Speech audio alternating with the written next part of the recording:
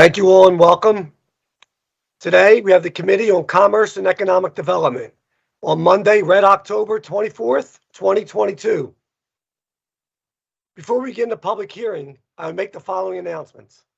First of all, I want to apologize for my voice, as we had a great time this weekend and then sharing that with everyone.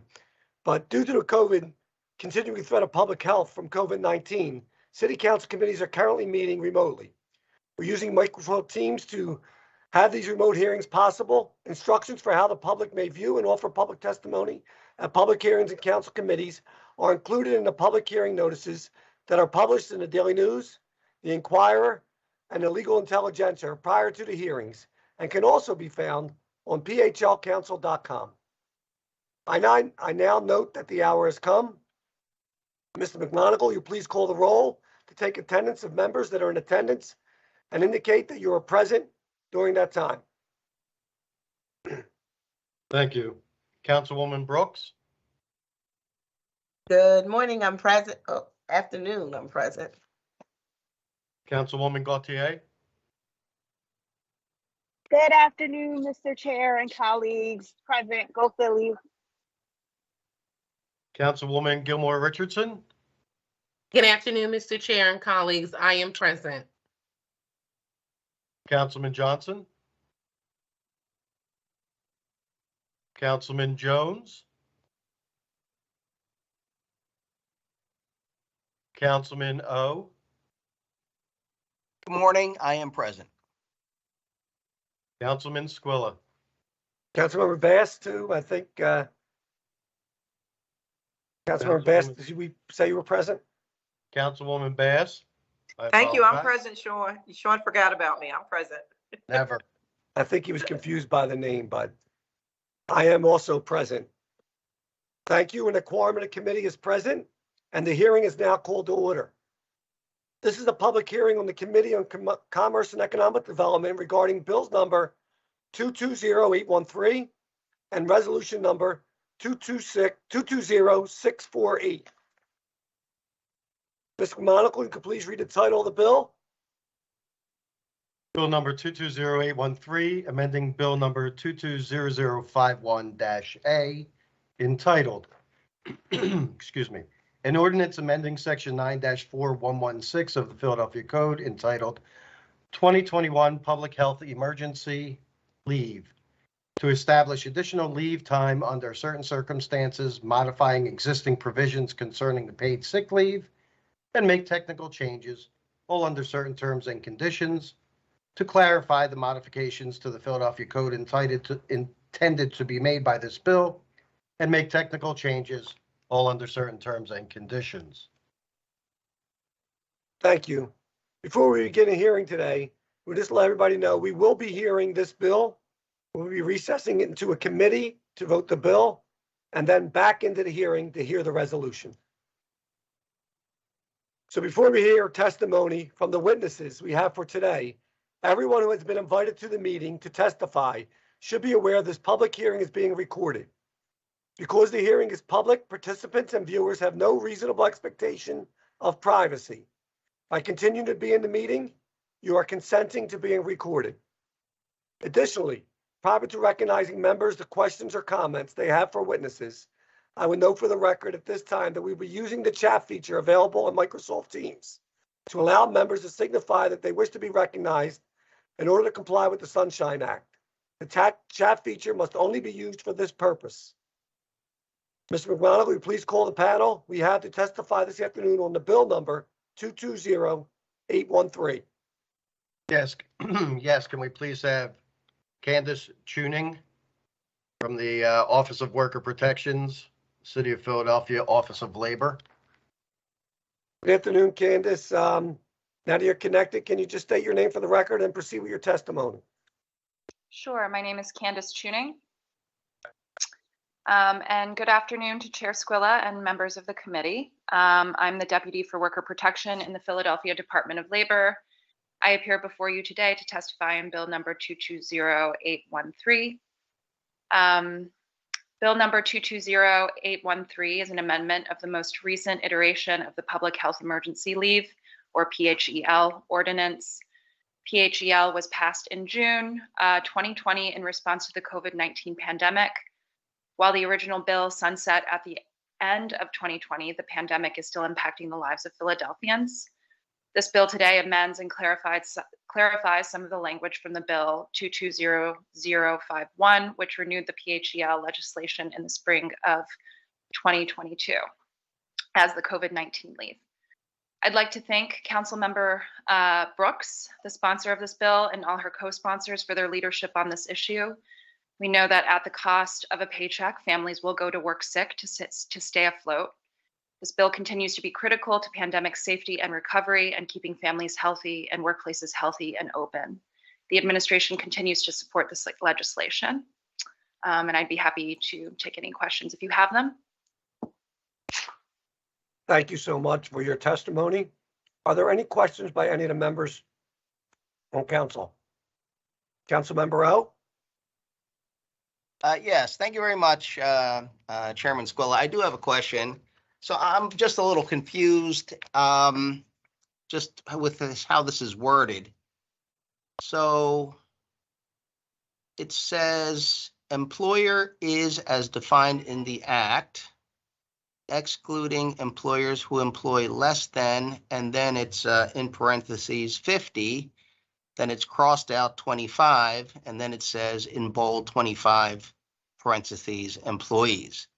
So what is the number of employees that we're talking about? Has that changed? Does it remain 50?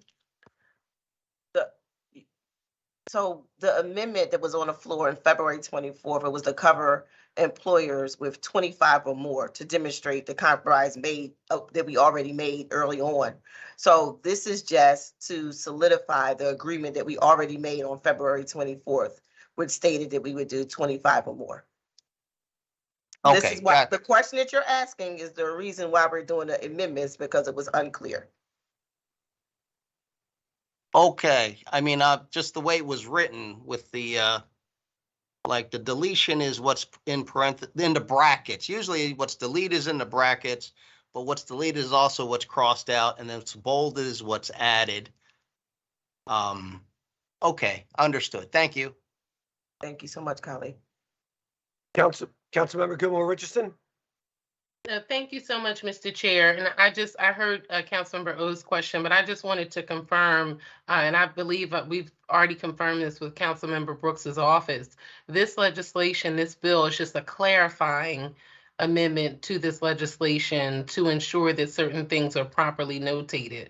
So I just wanted to say that for the record. Is that correct, Councilmember Brooks? This is just a clarifying bill, correct? Yes, it is. Okay, and there's no substantial changes to this legislation from the bill that was passed previously. This is just a clarification bill. You are correct. Okay, all right, thank you very, very much. Thank you, Councilmember Brooks. Thank you, Mr. Chair.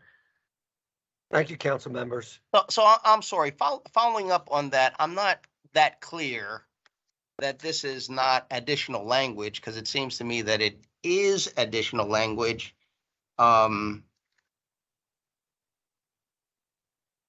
In the new definition, or in the definition of employee, and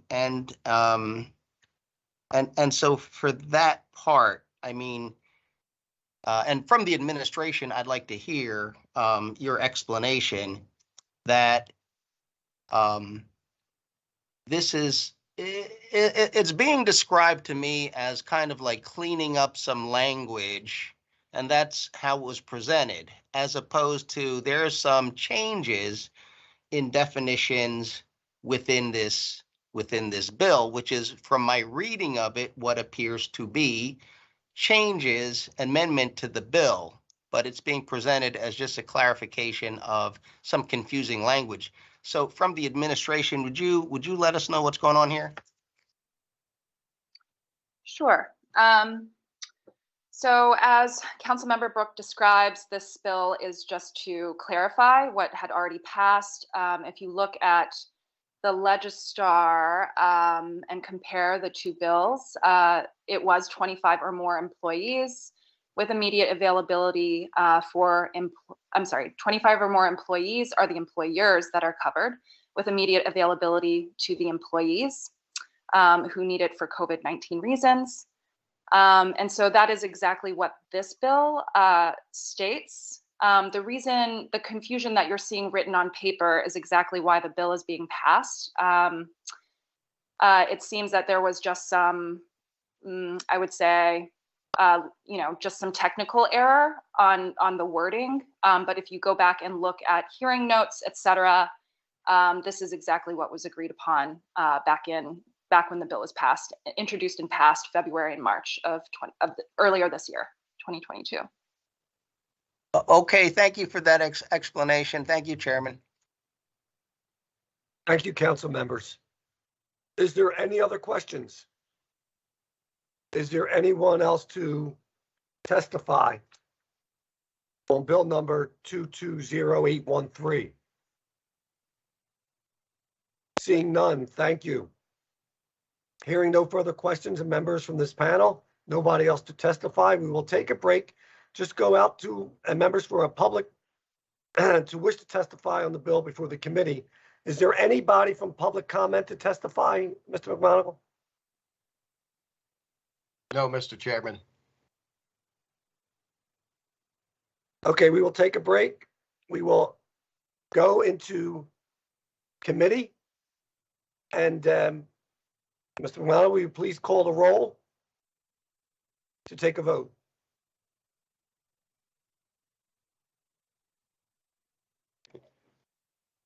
Councilwoman Brooks, I am present.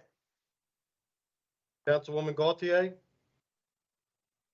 Present. Councilwoman Gilmore Richardson, Good afternoon, Mr. Chair and colleagues. I am present. Councilman Johnson,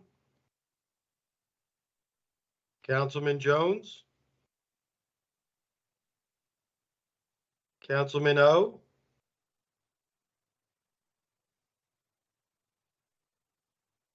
Councilwoman. All right, I'm present. I'm sorry, trying to hit this button here, but yeah, I'm present. Councilwoman Bass, Good afternoon, I'm present still. Councilman Squilla. Present. We now will convene the public meeting. Now that the roll has been called and we have a quorum. The chair recognizes Councilmember Gilmore Richardson for a motion to bill number 220813. Thank you, Mr. Chairman. I move that bill number 220813 be reported from this committee with a favorable recommendation, and further move that the rules of council be suspended to permit first reading of this bill at the next session of council. Is there a second? Second. It's been seconded by Councilmember Bass. It has been moved and properly seconded that the bill number 220813 be reported from this committee with a favorable recommendation, and further move that the rules of council be suspended to permit the first reading of this bill at the next session of council. All those in favor of the motion will signify by saying aye. Aye. Aye. Any opposed? The ayes have it, and the motion carries. Thank you very much. That'll conclude our meeting. And now we will go, as we conclude the business before the Committee on Commerce and Economic Development for Bill number 220813, we will now go back into a public hearing to take the testimony on resolution number 220648. Mr. McMonigle, can you please read the title of the resolution? Resolution number 220648, authorizing the Committee on Commerce and Economic Development to hold public hearings to examine what the Philadelphia Water Department is or could be doing to take advantage of new and existing federal water quality infrastructure funding, to address chronic sewage overflows in overburdened communities, and improve the water quality of the Delaware and Schuylkill Rivers for public recreational use. Thank you, Mr. McMonigle. Can you, as we call the panel up, I know we have our first panel is Mr. Heyman. I just want to make, for the record, to let people know why it was important to have this resolution and work with the water department on what we look as clean water, recreational water here in the city of Philadelphia. Knowing and supporting the Green Cities Clean Water Program that improves the quality that lead to primary contact and recreation designation, and it's still in plan for another 15 years. A little concerning is that when we asked for information on dry weather flow, cause of dry weather flow and the solutions to address it, information was slow to come, and we really didn't receive information of how that was being addressed. The other thing is when we added the resolution, we had asked for a report within 60 days. And I know there seemed to be some confusion, and I spoke with Otis and the water department of when the report was due. We were thinking the report would be due sometime in August. We did receive the report this morning, which gave us very little time to review it and to be able to have questions on that report. So I really appreciate everybody being here today, and I do think that we would have probably additional questions and maybe have to have another hearing back in the future once we review that thoroughly. Philadelphia, we really want to work with the water department on this and how important it is to have clean water, how also important it is to look at the benefits of the Green City Clean Water Program, but also what else we could do in conjunction with that in order to improve our water throughout the city. We know that the Delaware River, it's 330 miles long, but only 27 miles of it do not have quality designated as primary contact for recreation. These 27 miles include places like Philadelphia, Chester, and Camden, cities with mean household incomes of $28,000, which means that the areas with the less means have the less usable water. And that's something we need to address and look forward to hearing through this conversation. So what we'll do now, Mr. McMonagle, if we want to call the panel to testify on the resolution, and then we'll go through the list as we move forward. Yes, can we please have Commissioner Hayman? Yes, good afternoon. Are you prepared for me to go ahead and give my testimony at this time? Yeah, Please Randy, proceed. yes, just state your name for the record, and you can proceed with your testimony. Great. Yes, Randy Hayman, Water Commissioner. Good afternoon, Chairman Squilla and members of the Commerce and Economic Development Committee. As I noted, I am Randy Hayman, Water Commissioner, and my leadership team and I are here this afternoon to provide testimony on resolution number 220648. Thank you for providing this time to speak to the incredibly important work of protecting and improving the health of our waterways. The Philadelphia Water Department deeply appreciates City Council's interest in these issues and support for our work. We recognize and celebrate that Philadelphians and visitors are going in record numbers to the city's waterfronts to appreciate the beauty and ecological and recreational value these waterways provide throughout Philadelphia neighborhoods. The Schuylkill and Delaware Rivers are the sources of Philadelphia's high-quality drinking water, and we recognize that connecting residents to their local waterways is instrumental in developing deeper appreciation and desire to protect these water sources. We appreciate the hard work of our partner agency, Philadelphia Parks and Recreation, for all the work it does to further appreciation of these waterways. That people are choosing to engage in recreational activities near, on, and in the Delaware and Schuylkill River is a powerful testament to the tremendous strides the city has made over the last century in its approach to managing stormwater and collecting, conveying, and treating wastewater. While there is much to celebrate, the city recognizes the job is far from complete. Each year, Philadelphia still experiences large volumes of combined sewer overflows, known as CSOs, being released into several local waterways during heavy rainfalls. Climate change will continue to present additional challenges in addressing overflows that result in the discharge of billions of gallons of stormwater and diluted sewage to city waterways each year. Furthermore, billions of additional gallons of stormwater runoff from upstream communities continue to impact our shared local rivers and creeks. We have submitted a report detailing the Water Department's responsibilities, our state and federally approved plan to reduce combined sewer overflows, and our approach to aggressively secure state and federal funding to complete infrastructural projects that will further improve water quality in local waterways. The report also provides details about hundreds of millions of dollars being invested in drinking water infrastructure and storm flood relief. While the Philadelphia Water Department has invested in projects and programs that have improved regional water quality to a point where those waterways are healthier than they have been in generations, this is only a portion of the Water Department's efforts.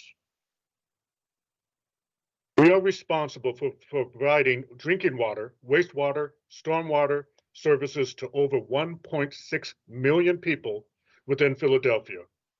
Our primary mission is to plan for, operate, and maintain both the infrastructure and the organization necessary to provide high-quality drinking water, to provide safe and reliable water supply for all households, commercial, and community needs, and to sustain and enhance the region's watersheds and quality of life by managing wastewater and stormwater effectively. This work is guided by numerous local, state, and federal compliance mandates. To provide scale to the investments needed to carry out this mission, the Water Department's total water fund operating budget for fiscal year 2023 is $883 million, with an additional $580 million in our capital budget. Over the next 6 years alone, the Water Department's budget for capital improvement projects to the drinking water, wastewater, and stormwater system is approximately $3.975 billion. These investments will build on a robust network of critical infrastructure developed over more than 2 centuries, with the creation of the foundation of our modern stormwater and wastewater system taking place largely in the first half of the 20th century. Following the passage of the Clean Water Act in 1972, Philadelphia received an influx of federal funding unlike any other before or since to upgrade its to upgrade its 3 wastewater plants to further reduce sewage entering the river. The construction, operation, and subsequent upgrades of our 3 wastewater treatment plants are responsible for significant water quality improvements in the Delaware and Schuylkill Rivers. There are now diverse aquatic communities with species once considered threatened or endangered thriving in Philadelphia waterways, thanks to improvements that were made possible through the Clean Water Act funding. Today, efforts to improve the health of our rivers have been focused on reducing pollution from combined sewer overflows, which occur in hundreds of municipalities across the U.S. when wet weather within highly developed areas lead to pollution in waterways like Cobbs Creek, Tacony Creek, Pennypack Creek, and the Schuylkill River and Delaware River. It's also important to note that during rain events, combined sewer outfalls help reduce the risk of treatment plants being overwhelmed and alleviate neighborhood flooding and basement backups by conveying significant volume of stormwater away from homes in our communities. In 1994, the U.S. Environmental Protection Agency issued a national policy that required municipalities to develop and implement a combined sewer overflow long-term control plan to meet water quality standards in the waterways impacted by CSO discharges. A key principle of EPA's policy is to provide sufficient flexibility to municipalities, especially financially disadvantaged communities, to determine the most cost-effective means of reducing pollutants and meeting Clean Water Act requirements. In 2011, after a decade of diligent planning, Philadelphia entered a consent order and agreement with the Pennsylvania Department of Environmental Protection, an administrative order for compliance on consent with the US EPA to implement a 25-year multi-billion-dollar plan to reduce the volume and discharge pollutants from the city's 164 combined sewer overflow outfalls. The ability to spread out investments in sewer overflow reduction is essential when it comes to keeping the water rates affordable in Philadelphia. And the multi-decade timeline for this plan is similar to that of consent orders and agreements other cities nationally have committed to. However, Philadelphia's combined sewer overflow mitigation plan, commonly referred to as Green City Clean Waters, has been looked to as an intentional or international model because it utilizes a combination of green stormwater infrastructure distributed throughout our many neighborhoods and traditional gray infrastructure, including collection, pumping, and wastewater treatment plant enhancements to reduce combined sewer overflows. Prior to initiating Green City Clean Waters in 2011, approximately 13.1 billion gallons of combined sewer overflow were discharged to the Delaware River and its tributaries during a typical year.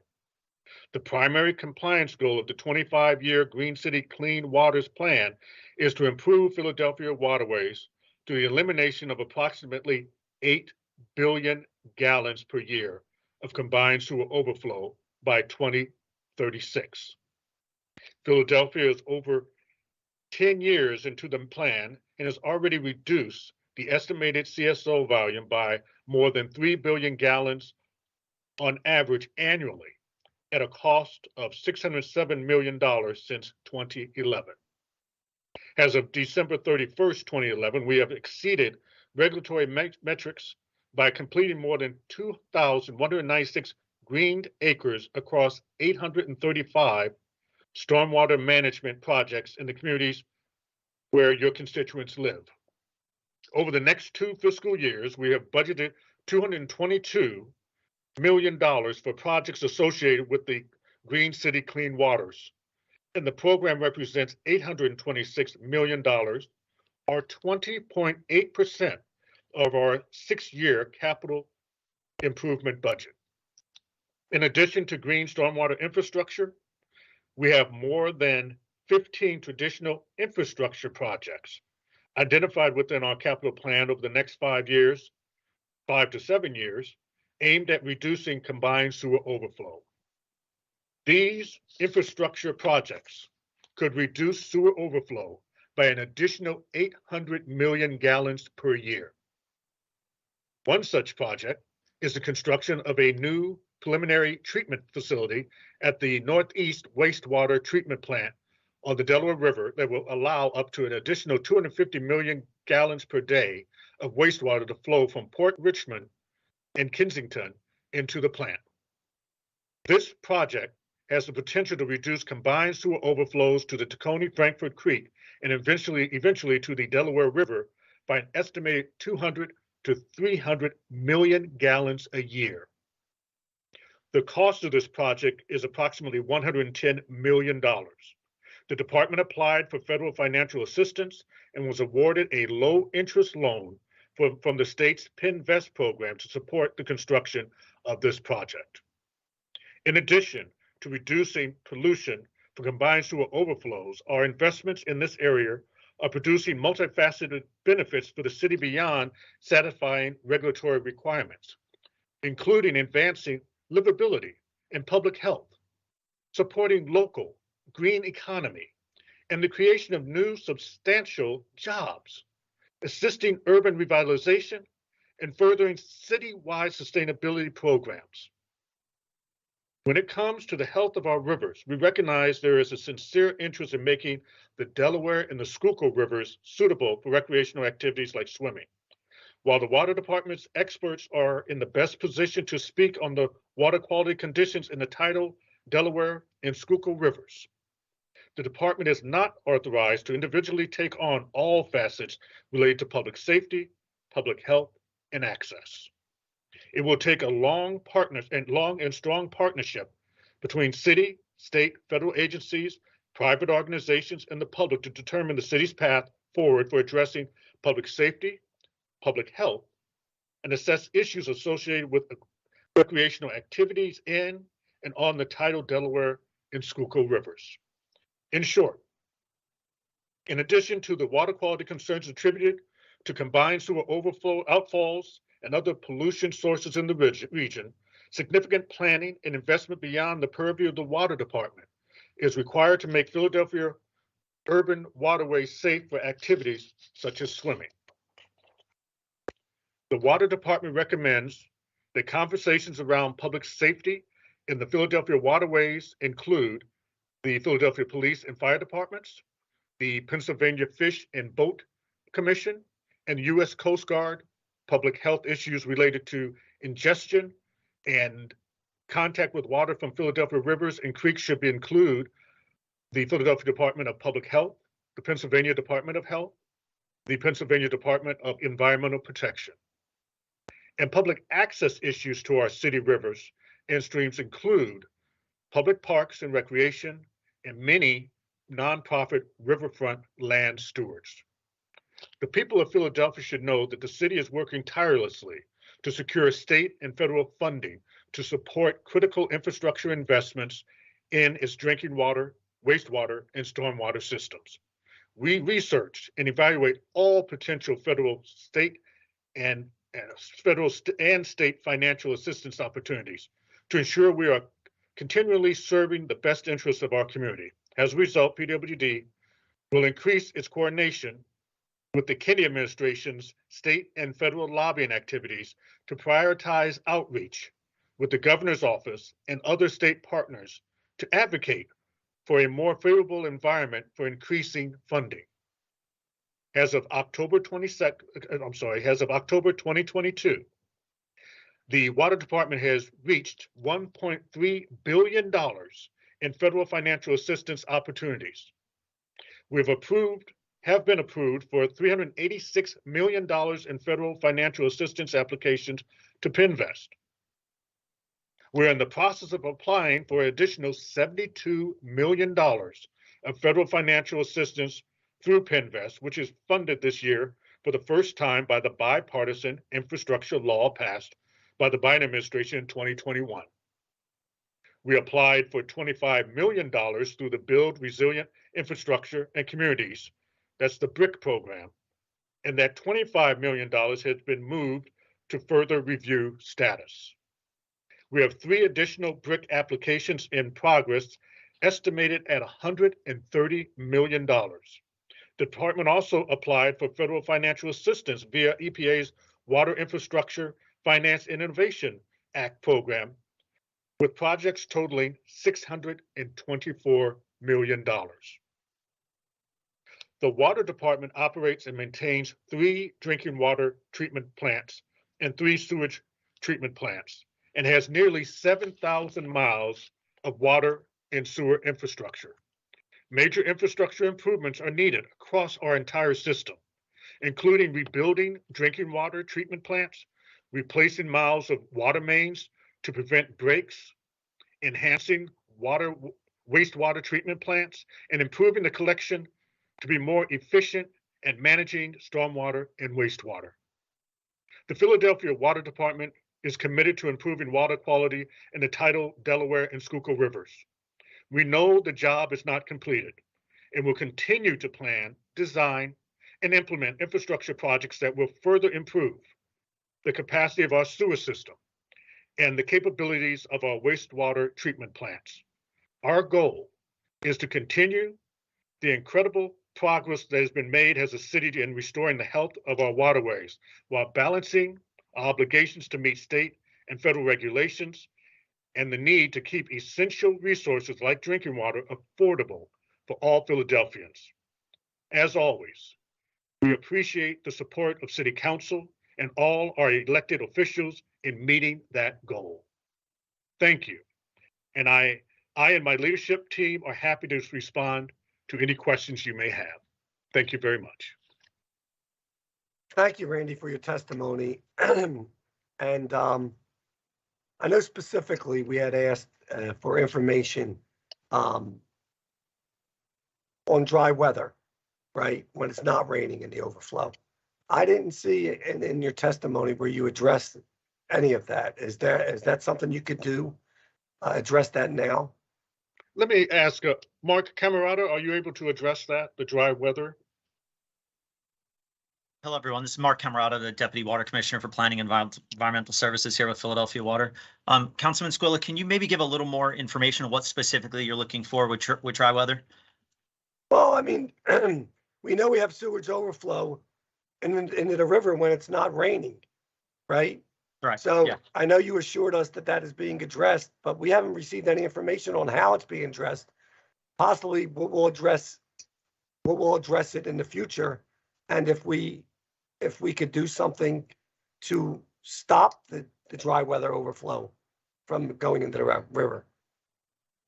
We don't, and I'm not sure specifically what form of dry weather flow, whether that's a separate storm sewage system, the combined sewage system, to which streams we're referring to, but we have a pretty robust system of operation and maintenance, of our system, including industrial waste, inspection work. We do a significant amount of collection system monitoring, field crews going out to modify regulating chambers to ensure that dry weather flow does what it's supposed to, and that is make its way to the treatment plant for full primary and secondary treatment of all flow during dry weather conditions. So are you saying there is no waste or from the CSOs that happens into the river when there's no rain? Like some cities, like most cities, we do see some instances of inflow and infiltration caused by either defective laterals or cross connections. This is a common problem up in the separate sewer areas of the city. Through our municipal separate storm sewer permit, we're required to do identification and track down of those pollutants. So we are kind of regulated and do a significant amount of investigation and abatement associated with reducing that. So although we do see some dry weather contribution, we have a significant and robust program to identify it and rectify it when and if it's found. Okay, thank you. And I'd like to learn more about that and how we could work together on it. And also a question that came up because asking Penvest, they say PWD is not eligible for new bipartisan infrastructure grants. Is that true or not true? Well, we are pursuing every opportunity to receive funding from the federal government. Now, the situation is that we apply to Penvest. They look at every application individually, and so far we have received loans and not grants. Now, some of that has to do with the fact that they look at or wish to have a standalone financial reporting. They look at standalone systems, water, wastewater, stormwater. Ours is a grouped system. They also look at the effect of projects on the median household income. And ours, they're saying, is not high enough. We don't raise the rates high enough for us to qualify. And so as a result, we're receiving the loans and not the grants. Nevertheless, we're willing to work with the administration to try to talk with individuals in Harrisburg to see if there's any way that we could either have a carve out for Philadelphia or make some type of adjustment to the legislation so that we can receive grants. But while I say that, I want to be clear. We are receiving low interest loans, which is a great benefit to the city. And Mr. Carroll, did you want to comment? Yeah, just a couple comments. I think Randy hit on the main issue that the way that the system is structured creates some barriers for us. Mike, just state your name for the record and then. I'm sorry, this is Michael Carroll. I'm the Deputy Managing Director for the Office of Transportation, Infrastructure, and Sustainability. Thank you, Chairman and Committee, for allowing me to make some comments. What I was saying was that there's some structural problems with the way that Penvest has been implemented.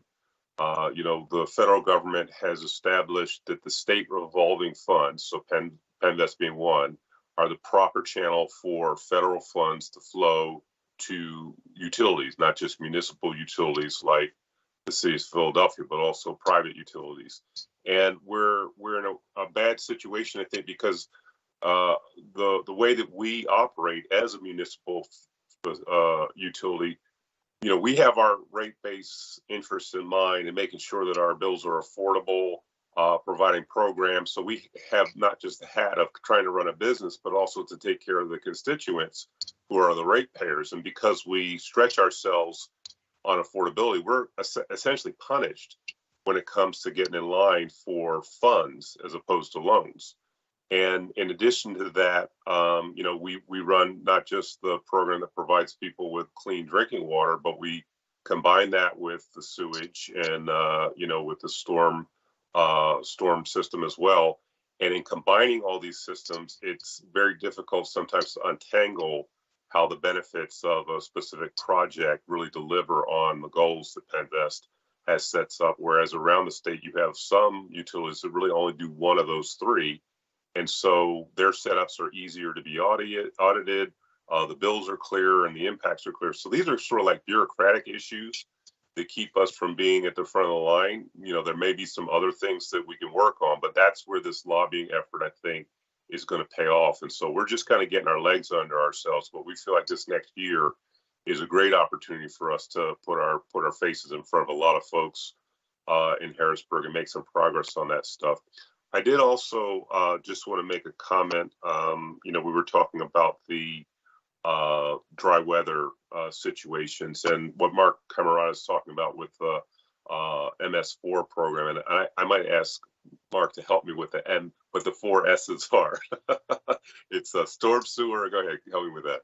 It's a municipal separate storm sewer system. Thank you. Yeah. Thank you. So that is sort of like the city's, that's the whole administration's responsibility to make sure that our own facilities and industrial users and others are not contributing pollution to the water stream.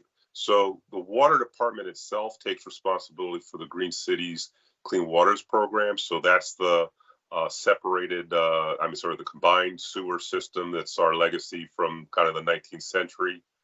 We are in a consent agreement where the water department has the clear responsibility to take that stuff on, but the water department is more in a technical advisory role for the rest of the administration, because that MS4 permit is not the permit that's held by the water department.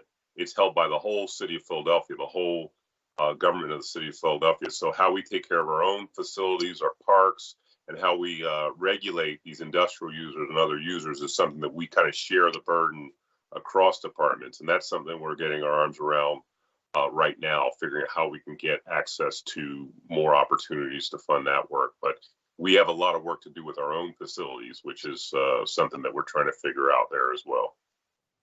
Well, Mike, so that collaboration is between the city of Philadelphia and the water department. So are they working in conjunction together with that? Because, obviously the overflow is the overflow, and whoever's responsible for it is responsible for it. I get that. And I understand you want us to be proactive, and I get that. And so we have been working on this for a little while. I'm very grateful that we've got some support from William Penn Foundation, where we're working on an action plan around what we call the Clean Waters Task Force. And so that stretches across agencies. We just, this past fiscal hired the person who's helping us with some of the survey work. We brought one more person in about a month ago to help us do some of the higher level coordination, look for funding opportunities. And that planning process is just getting underway. So we're hopeful that in the next year or so, we're going to make some progress and we'll come up with some very concrete projects to take on. But this is frankly going to be about a 20, 30-year process for us to get to where we need to be. So what we're trying to do as best as we can is get a good start. And I agree. And everybody is very supportive of the Green Cities Clean Water, because we think it's a great program. But that doesn't mean that's the only thing we have to work on and the only thing we need to do. And as we spoke, and we know that the LTCP was signed, I guess, around 10 years ago, but it still has about another, 15 years left. And, when we know things have changed since it was enacted. The consequences of the climate change are now recognized. We expect that, the recent flooding events and some of our, storms that we're having are going to be more severe. And, climate resilience programming and design guidance publications need to be really in place and sharply designed. actions are being taken in many cities to accelerate this, right? And we know that without any ratepayers increases to reduce pollution and provide recreational opportunities, other cities take advantage of the federal allocations. And, we, especially for funds intended specifically as grants, maybe not loans, and I know we got to work on that for our low-income communities, people who need to access to water, like Philadelphia. So what we really want to know, and the committee wants to know, we'll probably have to have another hearing because, again, we have to review that report and really probably even send some questions in writing to you guys to maybe be able to answer them. But we don't want to repeat the LTCB goals. We really want to know what the water department is doing to accelerate it, the account for climate change, and what the water department or the city, if it's a combined effort, do the access to availability of federal funds. And, because it enables jobs, we create jobs. It looks like the city's creating some jobs in their portion. But what specifically are we doing knowing that this has changed?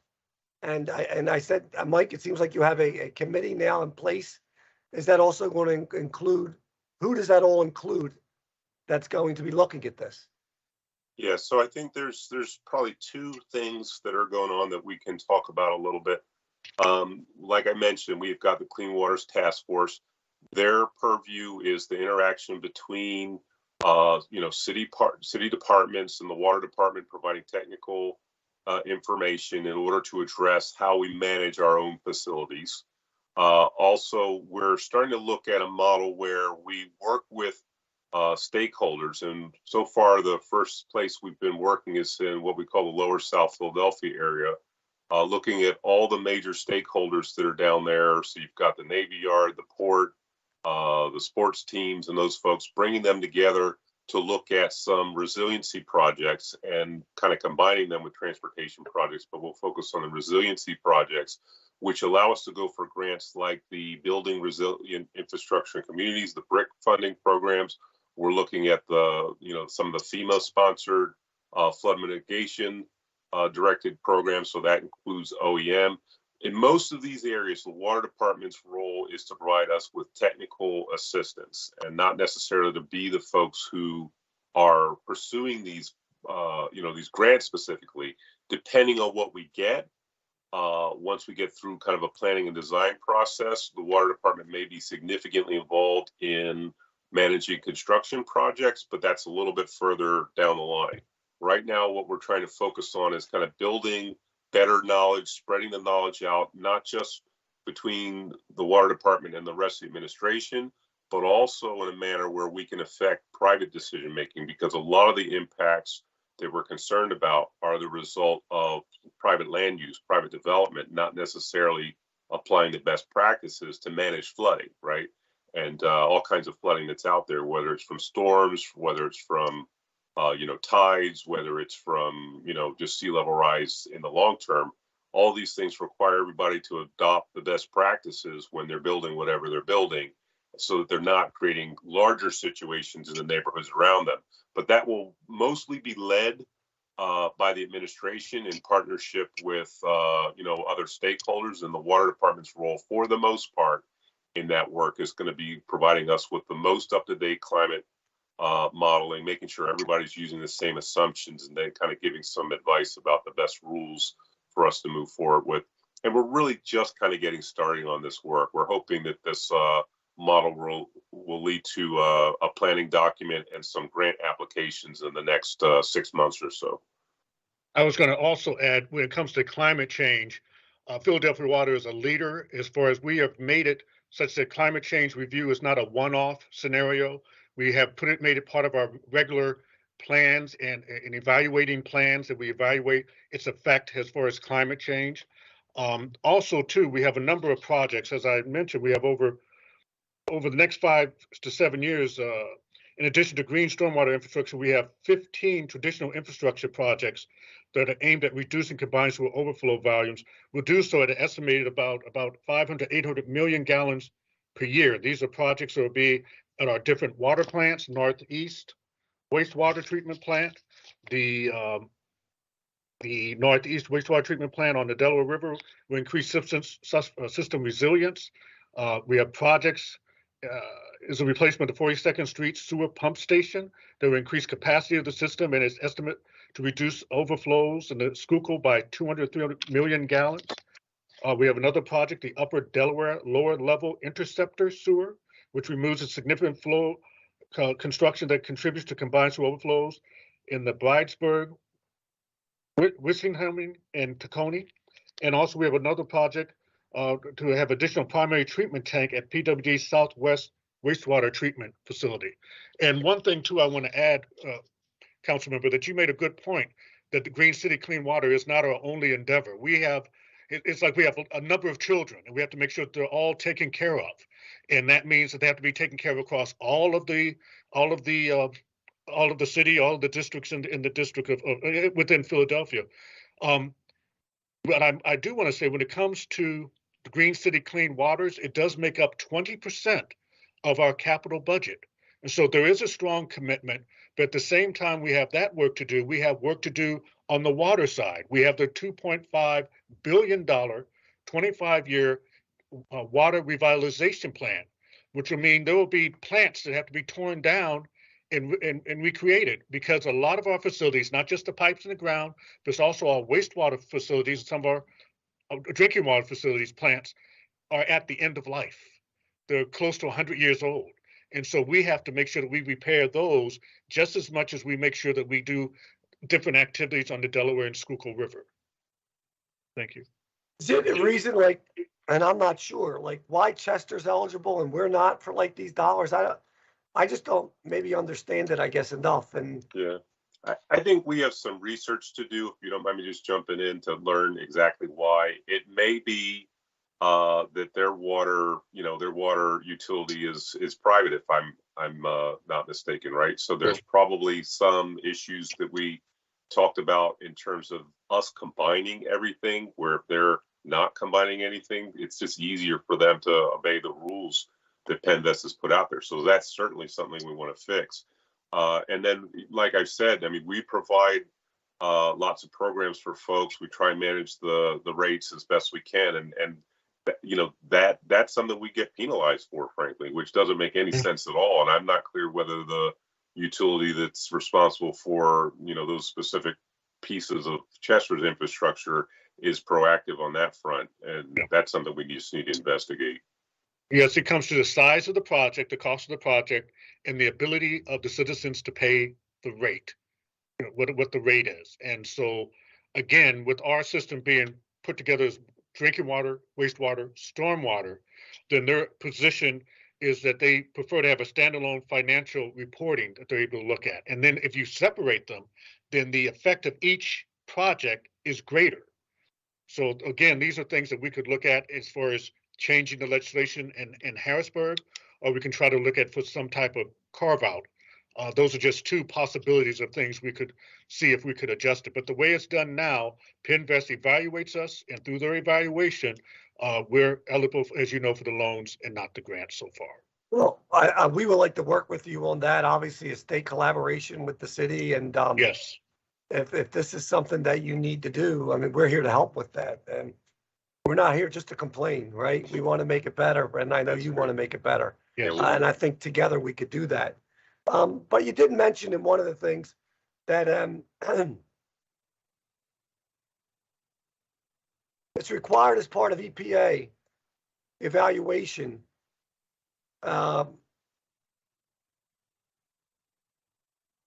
Relevance of commercial and recreational safety. I mean, I like to hear from the EPA that commercial shipping is relevant to the Clean Water Act designation. And, it's not like we want to do one or the other. We want our active commercial use on the river. We want it to grow. It is growing. We want it to continue to grow. But we also want to make sure that there are our rivers in other jurisdictions, they have safety committees like in New York that are combined both commercial use and recreational use that meet together and go over that. Is that something that you would be interested in collaborating with? Or do you just think that there's no way to do both? Well, I do know they have done some safety evaluations and different reporting. And there's concern of the ships, the size of the cargo ships, the propellers and all, as far as a safety issue for individuals to swim there. Also too, just the amount of funding that we have to eliminate, the amount of pollution required for a preliminary primary contact. So you have two things going. You have do we have enough funding to address primary contact? And then number two, you have the safety issues of the size of the boats and propellers, making it an unsafe situation. That's what we're being told on that. Right, all right. Well, I mean, when we have other municipalities like New York that has way more traffic and way bigger boats, and they're still able to use their rivers for both commerce and recreation. I think you'll hear some testimony about that later, but I think it's important to know that we together, if we all communicate together, we can find a way to do that. And what resources are necessary to make sure our rivers aren't polluted enough so that we can have recreational contact in our rivers along the way. I don't think we can use the excuse of how much money it is, because we should never be able to be okay with saying the river's too dirty for anybody to go in, and we should strive to make it cleaner. So in case it is available for recreation, that they're able to do that. And I'm going to stop asking questions, first of all, because I can't talk. And second of all, because we have a lot of people here to testify, and we're going to put some questions, if you don't mind, if you could stay on this call and hear this testimony. And we're going to put some questions in writing that we have a chance, I really have a chance to review the report. So, Mr. McMonagle, is it possible to call the next panel to testify? I know Councilmember Gautier has a question. Councilwoman Gautier does, yes. Thank you, Mr. Chair. I really appreciate this hearing. It's a very important topic. Good afternoon, Commissioner Hayman. Good afternoon. First, I want to recognize and appreciate the fact that PWD has been and continues to be a leader with a leader nationally and even globally with the creation and implementation of Green City Clean Waters and our city's use of green stormwater infrastructure to not only manage stormwaters and keep our stormwater and keep our waterways clean, but to beautify our city at the same time. I do sometimes fear, especially as it relates to Black and Brown communities and the communities that I represent, that we're not moving at a pace that matches the needs of our aging infrastructure. This was especially highlighted for me when in February of this year, there was a huge water main break at 56 in Springfield that dumped, over 8 million gallons of water into one of our residential neighborhoods. And I want to commend Water and all of our city partners for a swift repair of the break. But what most stuck out for me was the impact that water main break had on our residents. The catastrophe took place in an area where residents could least afford to be hit by a catastrophe. The area has a high level of poverty, a high percentage of immigrants that are just trying to solidify themselves in our city. And it was just a massive blow to them in terms of, food and belongings lost, people not having a place to stay, and just in general having a catastrophe placed on top of people who on a good day are struggling to make ends meet. And I saw a similar but not so dire situation with flooding on the 5100 block of Malcolm and Whitby streets, where folks there had a higher level of income, but they also struggle with putting out thousands of dollars, some of them related to flooding and impacts to their homes at the rain event.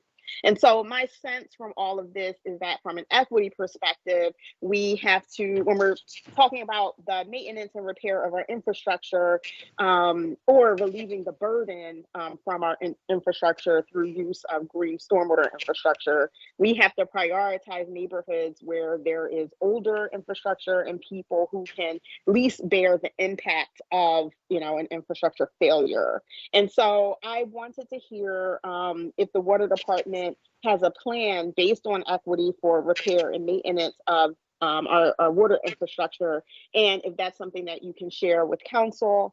And secondly, are you specifically applying for federal funding to further this goal and to address potential catastrophe in neighborhoods where, you know, the impact on people's day-to-day lives would just be, you know, massive and more than they can bear, you know, from a household perspective?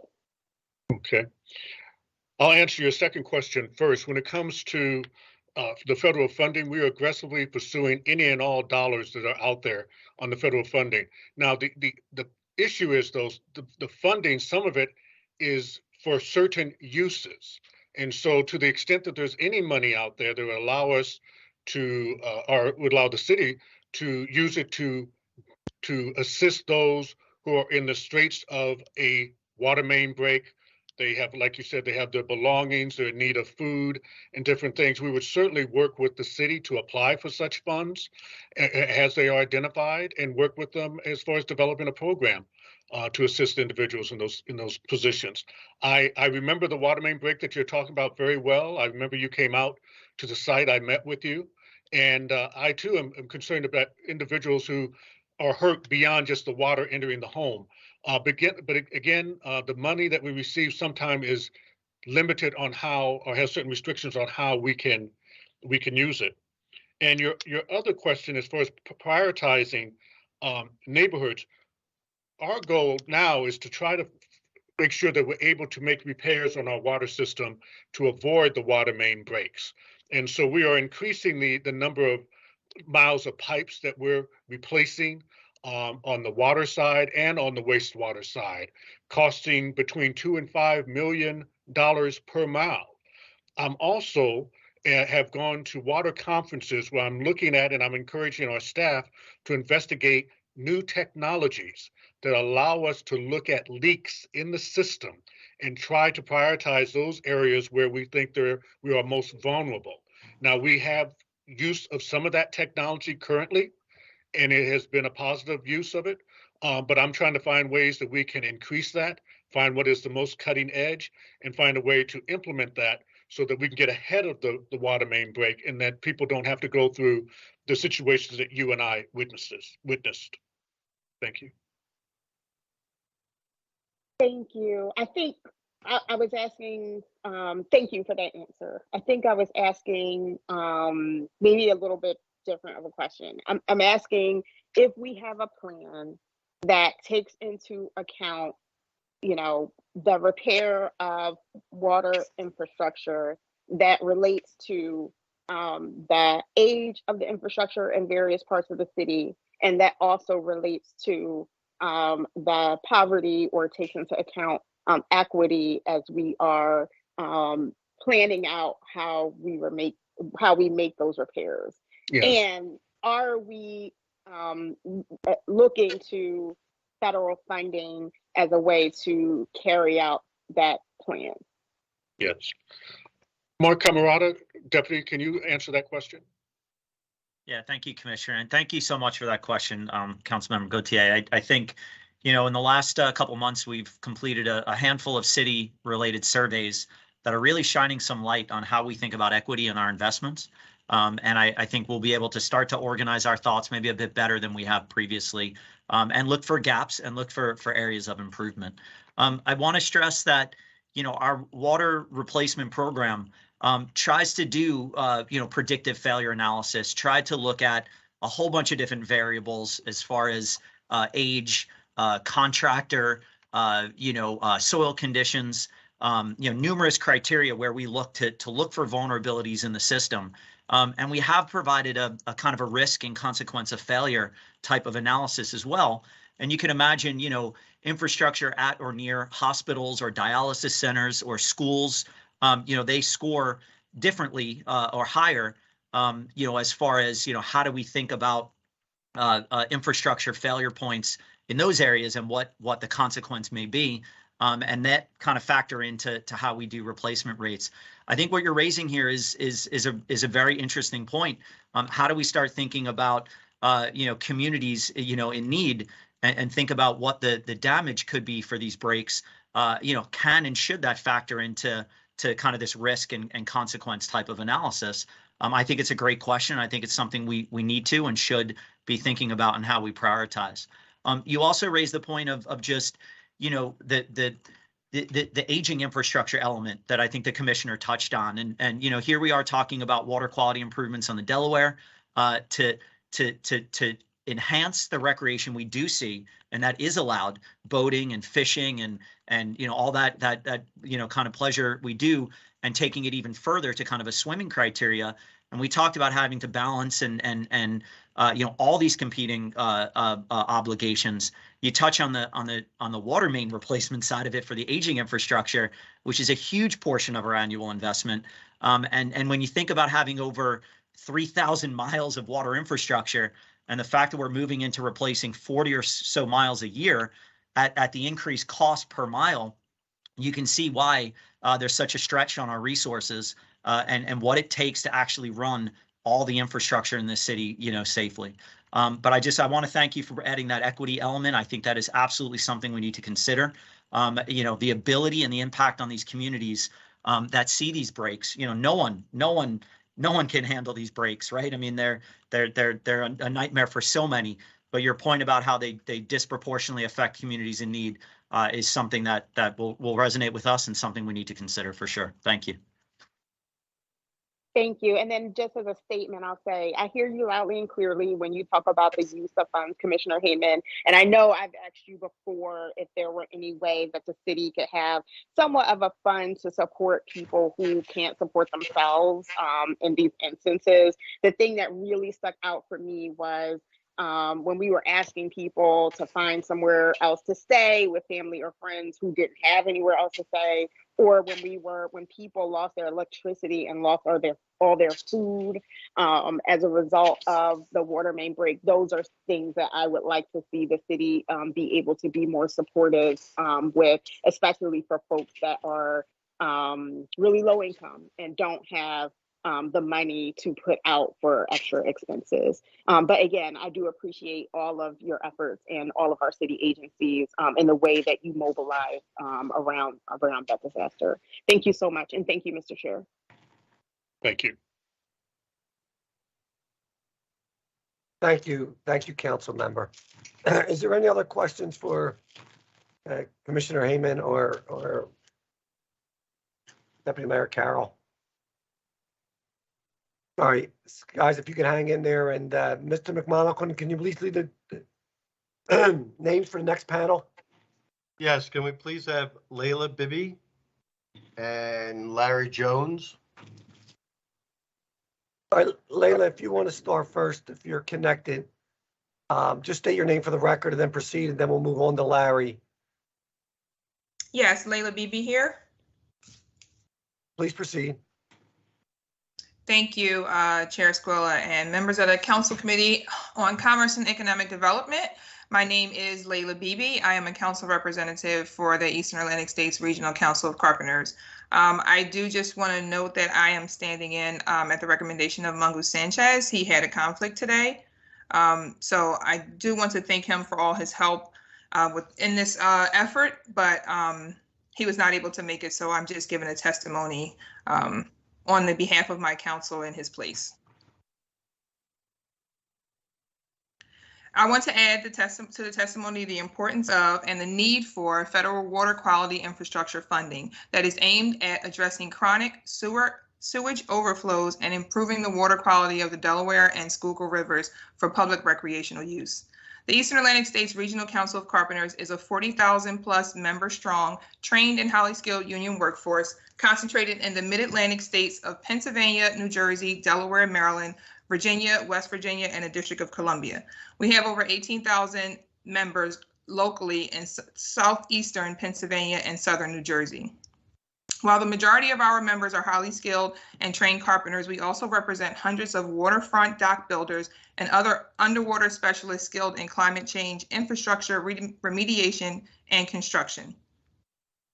This is our future, and the union is actively recruiting Philadelphia's youth into our apprenticeship programs to help develop a city workforce for this future. Our union's future job growth and continued market share expansion lies in having a trained workforce and skilled, readily available to fulfill the labor demands of the emerging climate change infrastructure industry. Our union leadership knows that addressing the impact of climate change will be a key part of our future market share throughout the country. And that is why we are already actively recruiting young people here in Philadelphia and throughout the region to enroll in our pre-apprentice programs and train so that we can develop a fully trained workforce for this new future, which is here already. On the 50th anniversary of the Clean Water Act, our union believes that while we have made tremendous progress and strides in cleaning up our waterways, more must be done, and done now, to confront the looming reality of global warming and its impact on our waterways and on waterfront cities like Philadelphia, Camden, Baltimore, and others. We have been working with a number of Philadelphia nonprofit groups who are introducing city youth to the joys of the rivers and share our belief in the need for clean waterways for both recreational as well as consumption purposes. Most climate change related projections, including the Philadelphia Water Department's own recent Climate Resilient Planning and Design Guidance publication, emphasize the urgent need to prepare the Philadelphia waterfront and its waterfront infrastructure for dramatic increases in stormwater runoff, as well as significantly higher sea levels. If Philadelphia and other similarly located waterfront cities do not adequately prepare for the real and dangerous consequences of our changing global climate, portions of these cities, including Philadelphia, will be underwater and crucial water infrastructure will be readily overwhelmed. Climate change and its consequences is a serious threat that cannot be ignored. Time is of the essence for us to grab this opportunity now and reinvent our historic river city and save the recreational waterfront that local residents embrace as a key amenity of urban life. As other speakers will point out, New York City, Washington, D.C., and nearby Camden are already recognizing the threat and are taking concrete steps to create resilient waterfront parks that are recreationally attractive to tourists and residents alike. These cities are preparing now for the impact of climate change on their local waterfront-based recreational facilities and infrastructures. We believe Philadelphia must make the investment now in its recreational waterfront infrastructure. I know the city has a lot of priorities that must be addressed, but this priority left unaddressed will have disastrous consequences if we do not act now when we still have time. Clean water is an essential component to the health and well-being of our urban center. Eliminating the threat of losing clean water and clean water recreational facilities for Philadelphia and surrounding communities must be a priority for Philadelphia City Council as well as the mayor. We urge City Council and the mayor to take action now before it's too late. Thank you.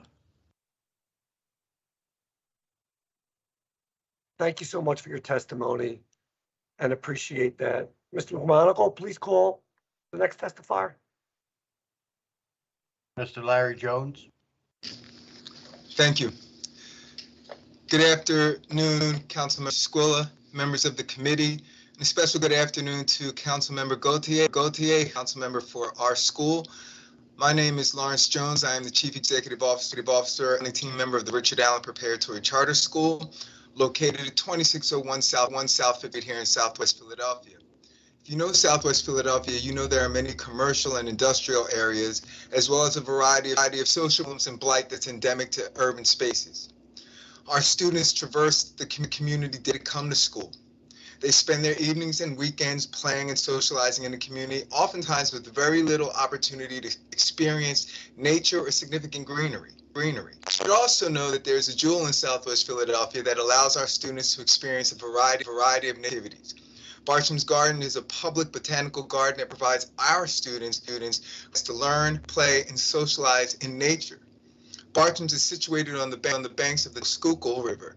It is the river that has served to expand the horizons of so many of our students as both a place to learn and place to play. And I understand well the concept of equity, but I also want to just add that equity for resources for the common things that we see like drinkable water are the things that everyone, but equity to be able to play safely may not always sound as important, but that is vital and is hugely vital when you're a child. Our students at Richard Allen have used Bartram Gardens as a place to learn for several years, and the river is a special part of that. For our students are able to do things like build boats, and actually put those rowboats onto the river for the community boating program. Our students have been able to test water.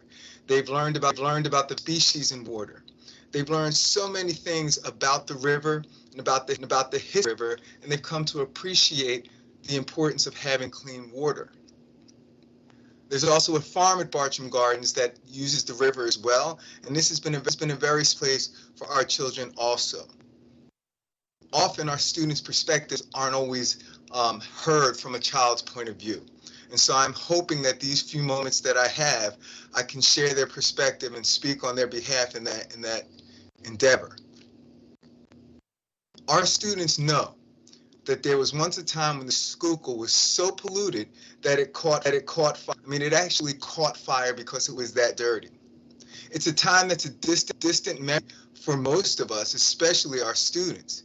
And we must do everything in our power to ensure that our children can one day say, having to worry about whether I can swim in the river or play in the river is something that once occurred, but it's just a distant memory now. And so if it's within your power to make a change and to help with this, I'd just like to ask you to do. Think about a place and a time when you used to play when you were a child. Think about how that place made you feel. And now imagine if that place was taken from you. Would it have changed your childhood? Would you have wanted someone in power to step in and make it better or make it? The answers to those two last questions are yes, and I think it's obvious what the actions we must do, and that we need to do anything in our power, even understanding the competing interests that are out there, to make sure that clean, swimmable water for recreation is available to all of our citizens and all of our children, especially those among us who are oftentimes most franchised. I thank you for this opportunity to speak before you. I thank you for this opportunity to share a little bit of my perspective, and I appreciate all that you do and continue to do for our community. Thank you very much. Thank you, Larry. A great testimony and very good insight, and we appreciate, looking forward to working together with you on this. Ms. McMonigal, can you please read the title of the next person to testify? Yes, can we please have Maggie Flanagan? Or I'm sorry, can we please have first, Nancy Stoner? And can we make sure that Nancy is able to share her screen while she starts her testimony? Nancy, while you're sharing, just when you start, just state your name for the record, and you can proceed with your testimony. Thank you very much. I appreciate the opportunity to testify today. My name is Nancy Stoner. I'm the president of the Potomac Riverkeeper Network. And I worked many years ago on Philadelphia's Green City Clean Waters Plan with some of the people here today, and it's a pleasure to have an opportunity to talk with you again about the progress you've made and the goals that you have ahead of you. I'm going to first read my testimony, and then I will share just a few slides. So at the Potomac Riverkeeper Network, our mission is to protect the public's right to clean water in the Potomac and Shenandoah rivers and their tributaries. It's a watershed of almost 15,000 square miles, known as the nation's river. We stop pollution to enhance the safety of our drinking water, protect healthy river habitats, and enhance public use and enjoyment. One of the lead campaigns for the Potomac Riverkeeper is our Swimmable Potomac campaign. Our vision is that we will have safe swimming opportunities for everyone in the Potomac River in and around DC. To do that, we need to have water quality that meets public health standards almost all of the time, and we need to identify areas where there are no swimming hazards that would prevent people from swimming safely. We would like to see designated swimming access points for on the Potomac that are monitored daily and that have lifeguards during the summer. That's our vision, and we believe that it is within our reach. The Potomac River in DC is designated as a Class A recreational water, but its current use is only Class B and below. The Potomac River currently meets public health-based swimming standards more than 3/4 of the time in and around DC at the 21 sites that the Potomac Riverkeeper Network's Community Science Water Quality Monitoring Program monitors on a weekly basis during the summer. But some sites meet those standards 90 to 95% of the time, including the tidal basin, where there used to be swimming beaches in the 1920s. So that wasn't always the case, that the water was as clean as it is today. Swimming has been banned in the Potomac River in DC since 1971, since before the Clean Water Act was passed, because in 1971, the Potomac was basically an open sewer, pretty much never safe for swimming. Over the past 50 years, the water quality has vastly improved, and people not only use the river all the time for kayaking, stand-up paddleboarding, and wading, but also open water swimming events, for which a special permit is required in DC.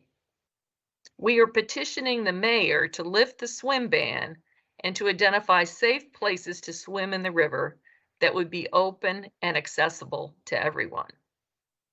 But we're not done. DC Water has a Clean Rivers plan that was designed to capture and treat 96% of the sewage in the system by 2030. Alexandria, across the river, by the way, Alex Renew has a plan that's designed to be completed by 2025. So in the next 10 years, we expect to have both of those programs completed. And once that happens, even with the larger storm events that we're seeing due to climate change, we expect most public access points along the Potomac to routinely meet public health-based water quality standards, except after very large storm events. After those large storm events, it's probably unlikely that most swimmers would want to go out in the water anyway because of the current. But what we'd like to do is have a flag system, as well as notifications on Swim Guide, which is a computer program and an app that you can get on your smartphone. It was developed by a member of the Waterkeeper Alliance. It's available worldwide, and it lets people know whether or not swimming is safe based on the bacterial standards. So in addition to that system, which we already are using where we're doing water quality monitoring, we'd like to have a flag system like they have in Boston on the Charles River to let people know whether public health standards are met on a daily basis for designated swimming sites. All right, let me see if I can share my screen here.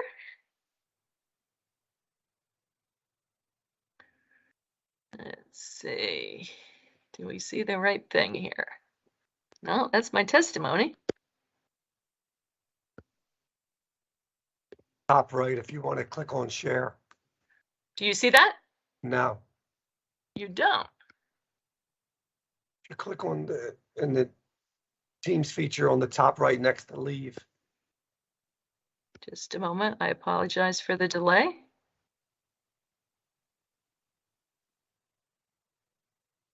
Okay, do you now see it? No. Open share tray. How about now? There you go. Yep. All right. Okay. Fantastic. And let me make it bigger. All right. So this is the report that we put out over the summer that has the results that I referred to earlier from our water quality monitoring program that is a community science water quality monitoring program on the Potomac. You'll see the platform there. That's actually from the tidal basin. There was a swimming platform in the tidal basin in the 1920s. It actually opened in 1918. It was open till 1925. And it was closed over issues having to do with whether or not there should be swimming access for non-whites as well as whites. The tidal basin at that time was a whites-only swimming beach. And rather than have swimming access for both, which was disputed at that time, Congress closed down all swimming beaches at that time. Because they could not resolve the issue in a way that allowed swimming access for both.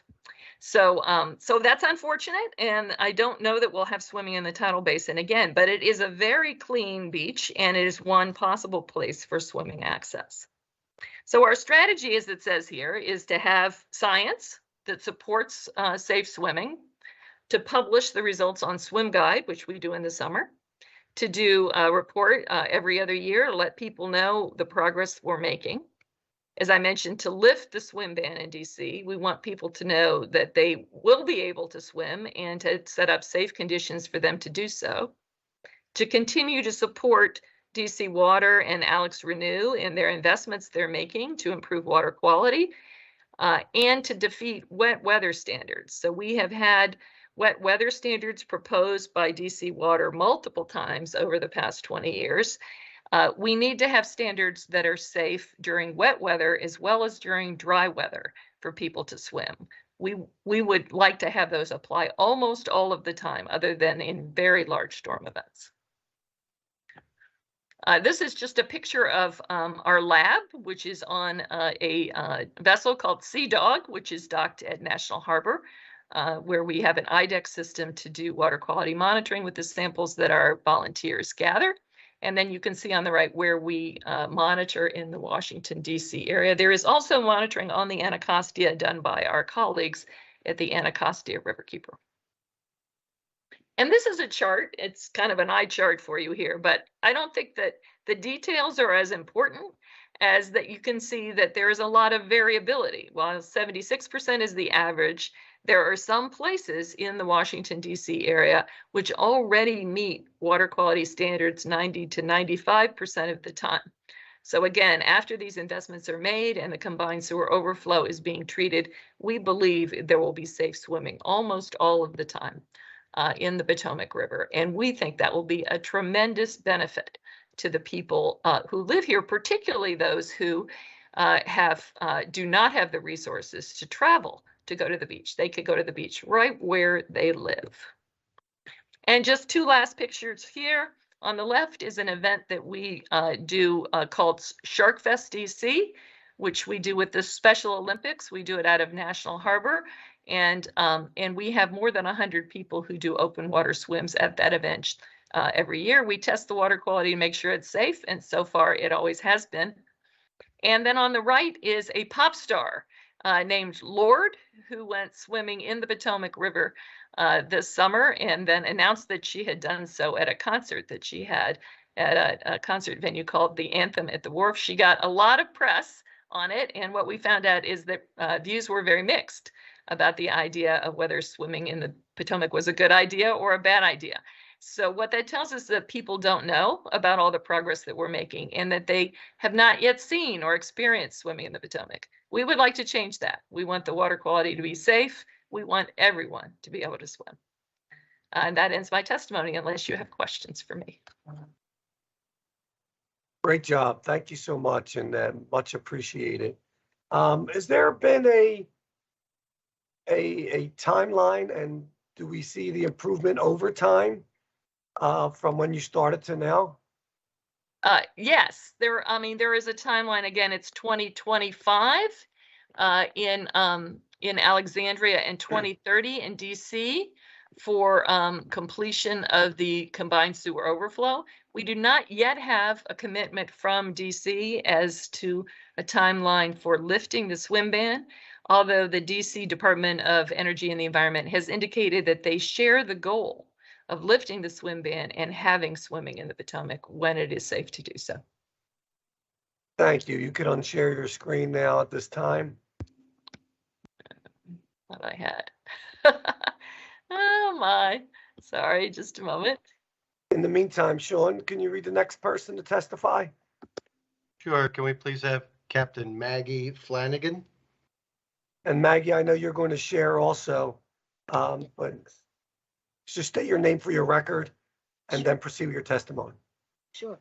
My name is Margaret Flanagan, and my nickname is Maggie, and I'm the chairperson of the Education Subcommittee of the Harbor Operations Safety and Navigation Committee of the Port of New York and New Jersey. A picture of a few of us here. Are you all seeing the screen all right? Great, great. And I'm second from the left. Our current captain of the port is on the far right there. And our harbor ops, which is the nickname for our committee, is a group of marine professionals and recreational boaters and terminal operators, all folks who with a stake in the waterfront, who volunteer their time to come together to work towards non-regulatory solutions to navigation challenges and safety concerns on our harbor, which is very geographically diverse, very mixed use, shared harbor. And I don't have to tell you all how busy commercial traffic can be. This is just a shot with every dot being one of the commercial vessels in New York Harbor, all types, container ships, ferries. But this image is actually our 165 small boat launches. Every single orange dot there is a place where paddlers or jet skiers can also enter the water. So as you're all aware locally as well, we can have a very diverse mixed use shared harbor that our Harbor Operations Committee works very hard to ensure safety and camaraderie on. We do band together on this goal. So I think the steering committee of our Harbor Operations Committee is made up of representatives from all the diverse sectors around the water.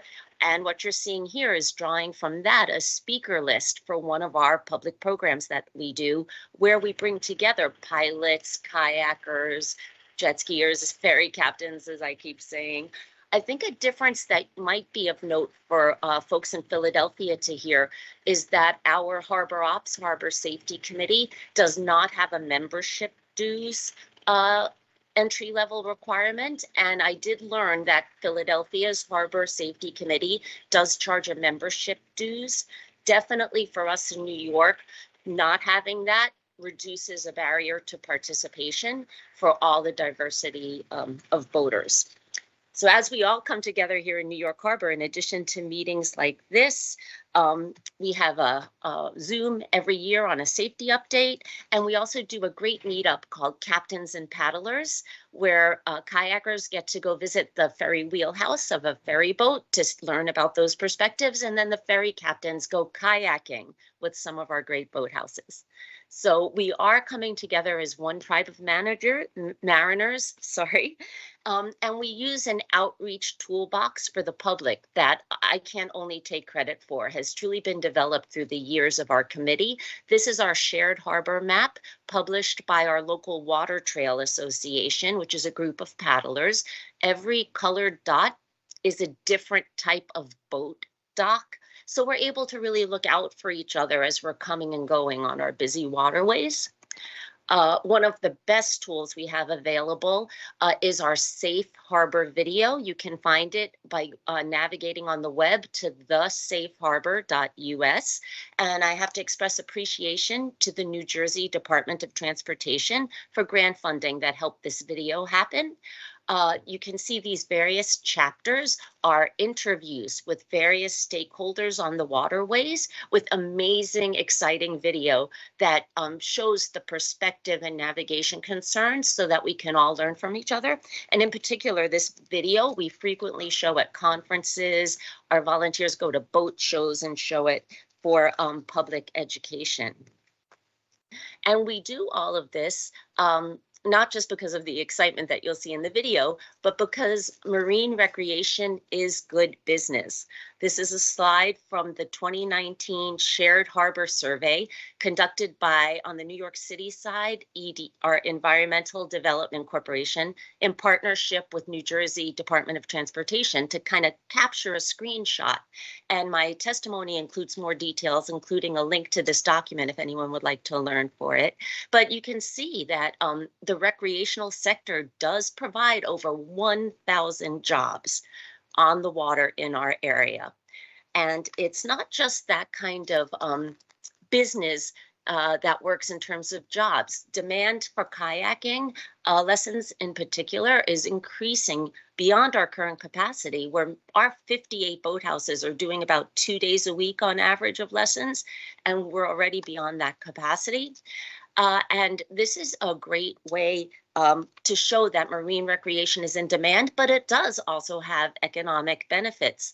As the public participating and learning to be kayakers on their waterways this way are joining clubs, they're buying their materials, and a fun new thing that we've seen going on is that people are doing what's called a dine and dock by kayak, where you can kayak to the waterfront restaurant and enjoy a meal there. So there's a lot of diversity in both energy and economics that we're seeing with all of this.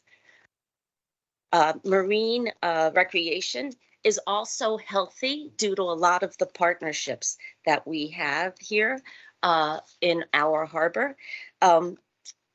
As you probably understand, being in an urban area, there's a great lack of green space, but we see our waters as blue space that can really help solve that problem. And through the great efforts of folks who have been on the meeting today, up here in New York, our EPA, in New York area, we are seeing swimmable primary contact waters that enable all this kind of recreation during dry weather and in many times of the year. As we've discussed today, combined sewer overflow is a problem in the Port of New York and New Jersey, and partnerships really help us address that. We also have a citizen science water testing program, as we heard about in the Potomac River. And as you can see here, it's able to really narrow down on where waters are clear to paddle in or whatever kind of recreation you're doing, and where you might want to consider if you have immunocompromised conditions and being more careful. Our citizen scientists put this information out every Friday during the warm weather so that citizens can make their own choices about where they want to go paddling and where they want to engage with the water as well.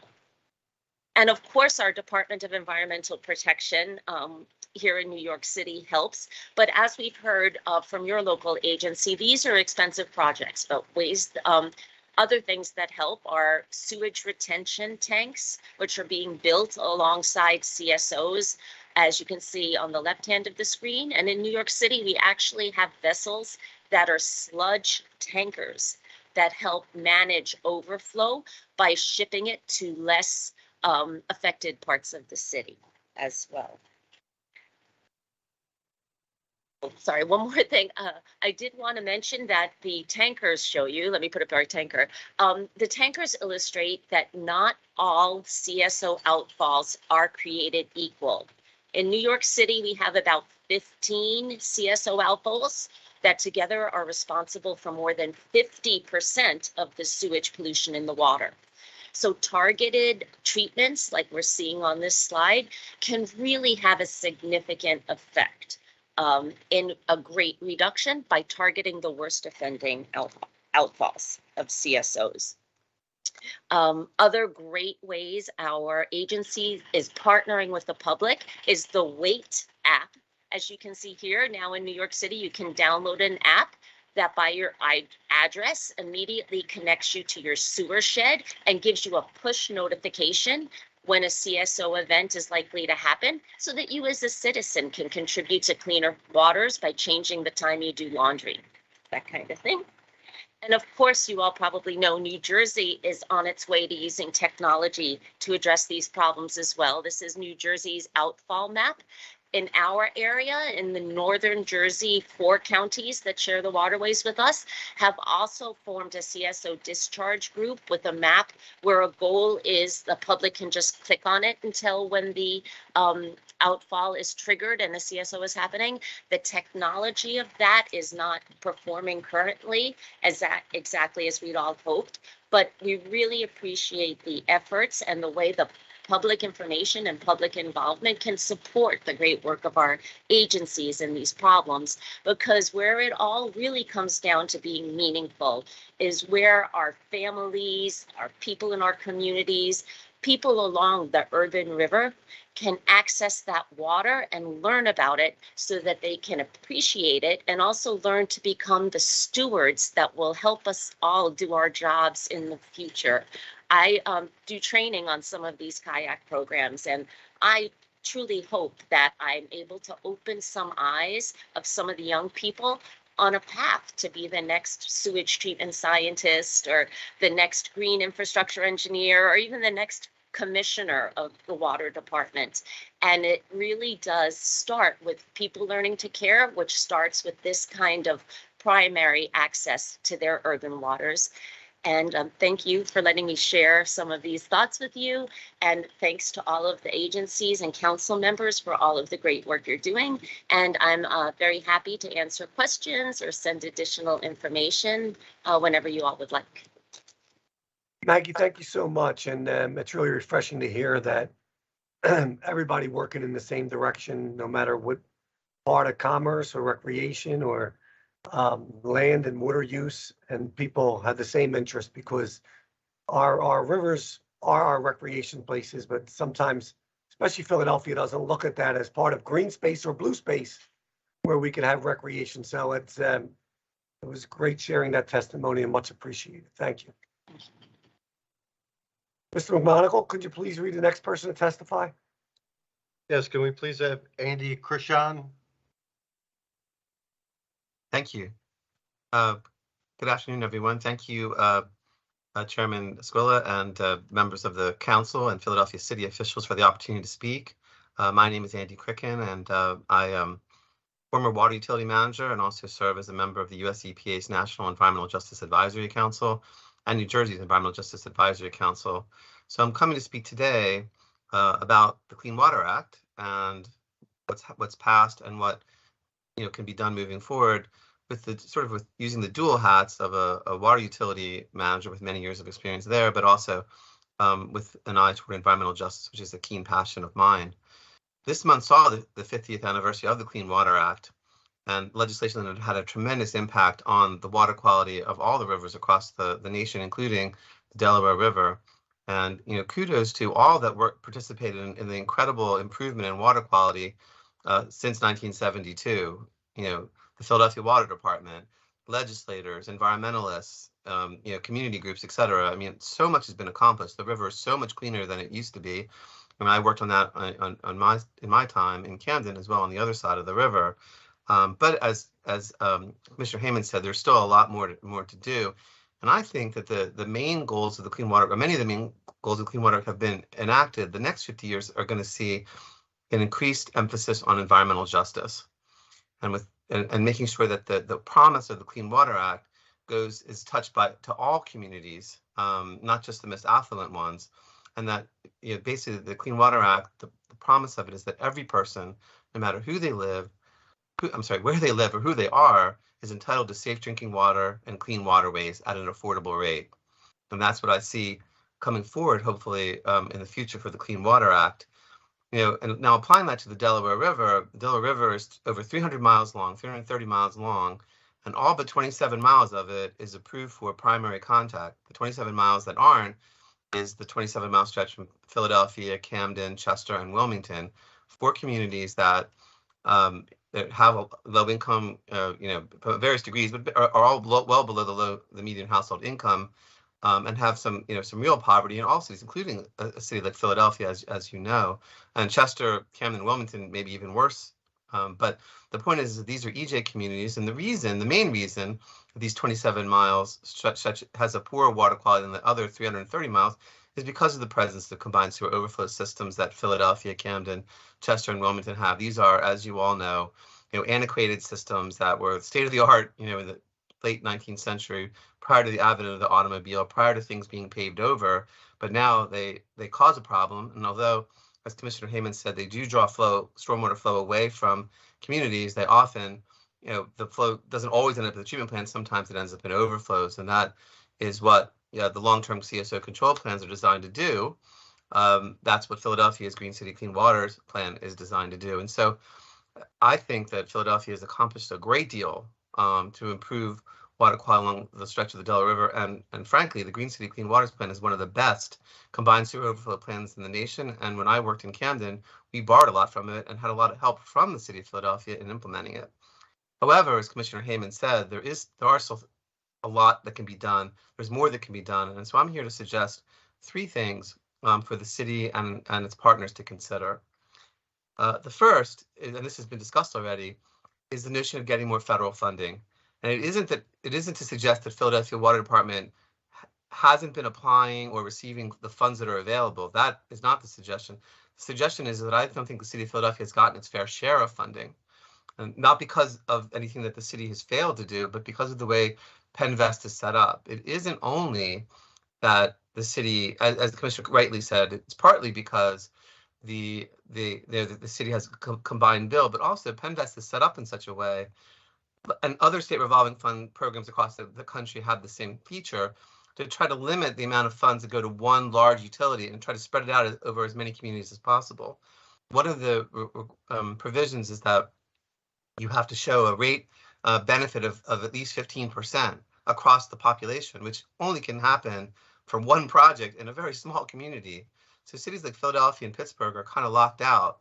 And so even though the bipartisan infrastructure law brought a lot of additional state revolving funds to the state of Pennsylvania and to all the states, and I agree with Commissioner Hayman 1000% that low interest loans are very beneficial, and I use them a lot while I was in Camden.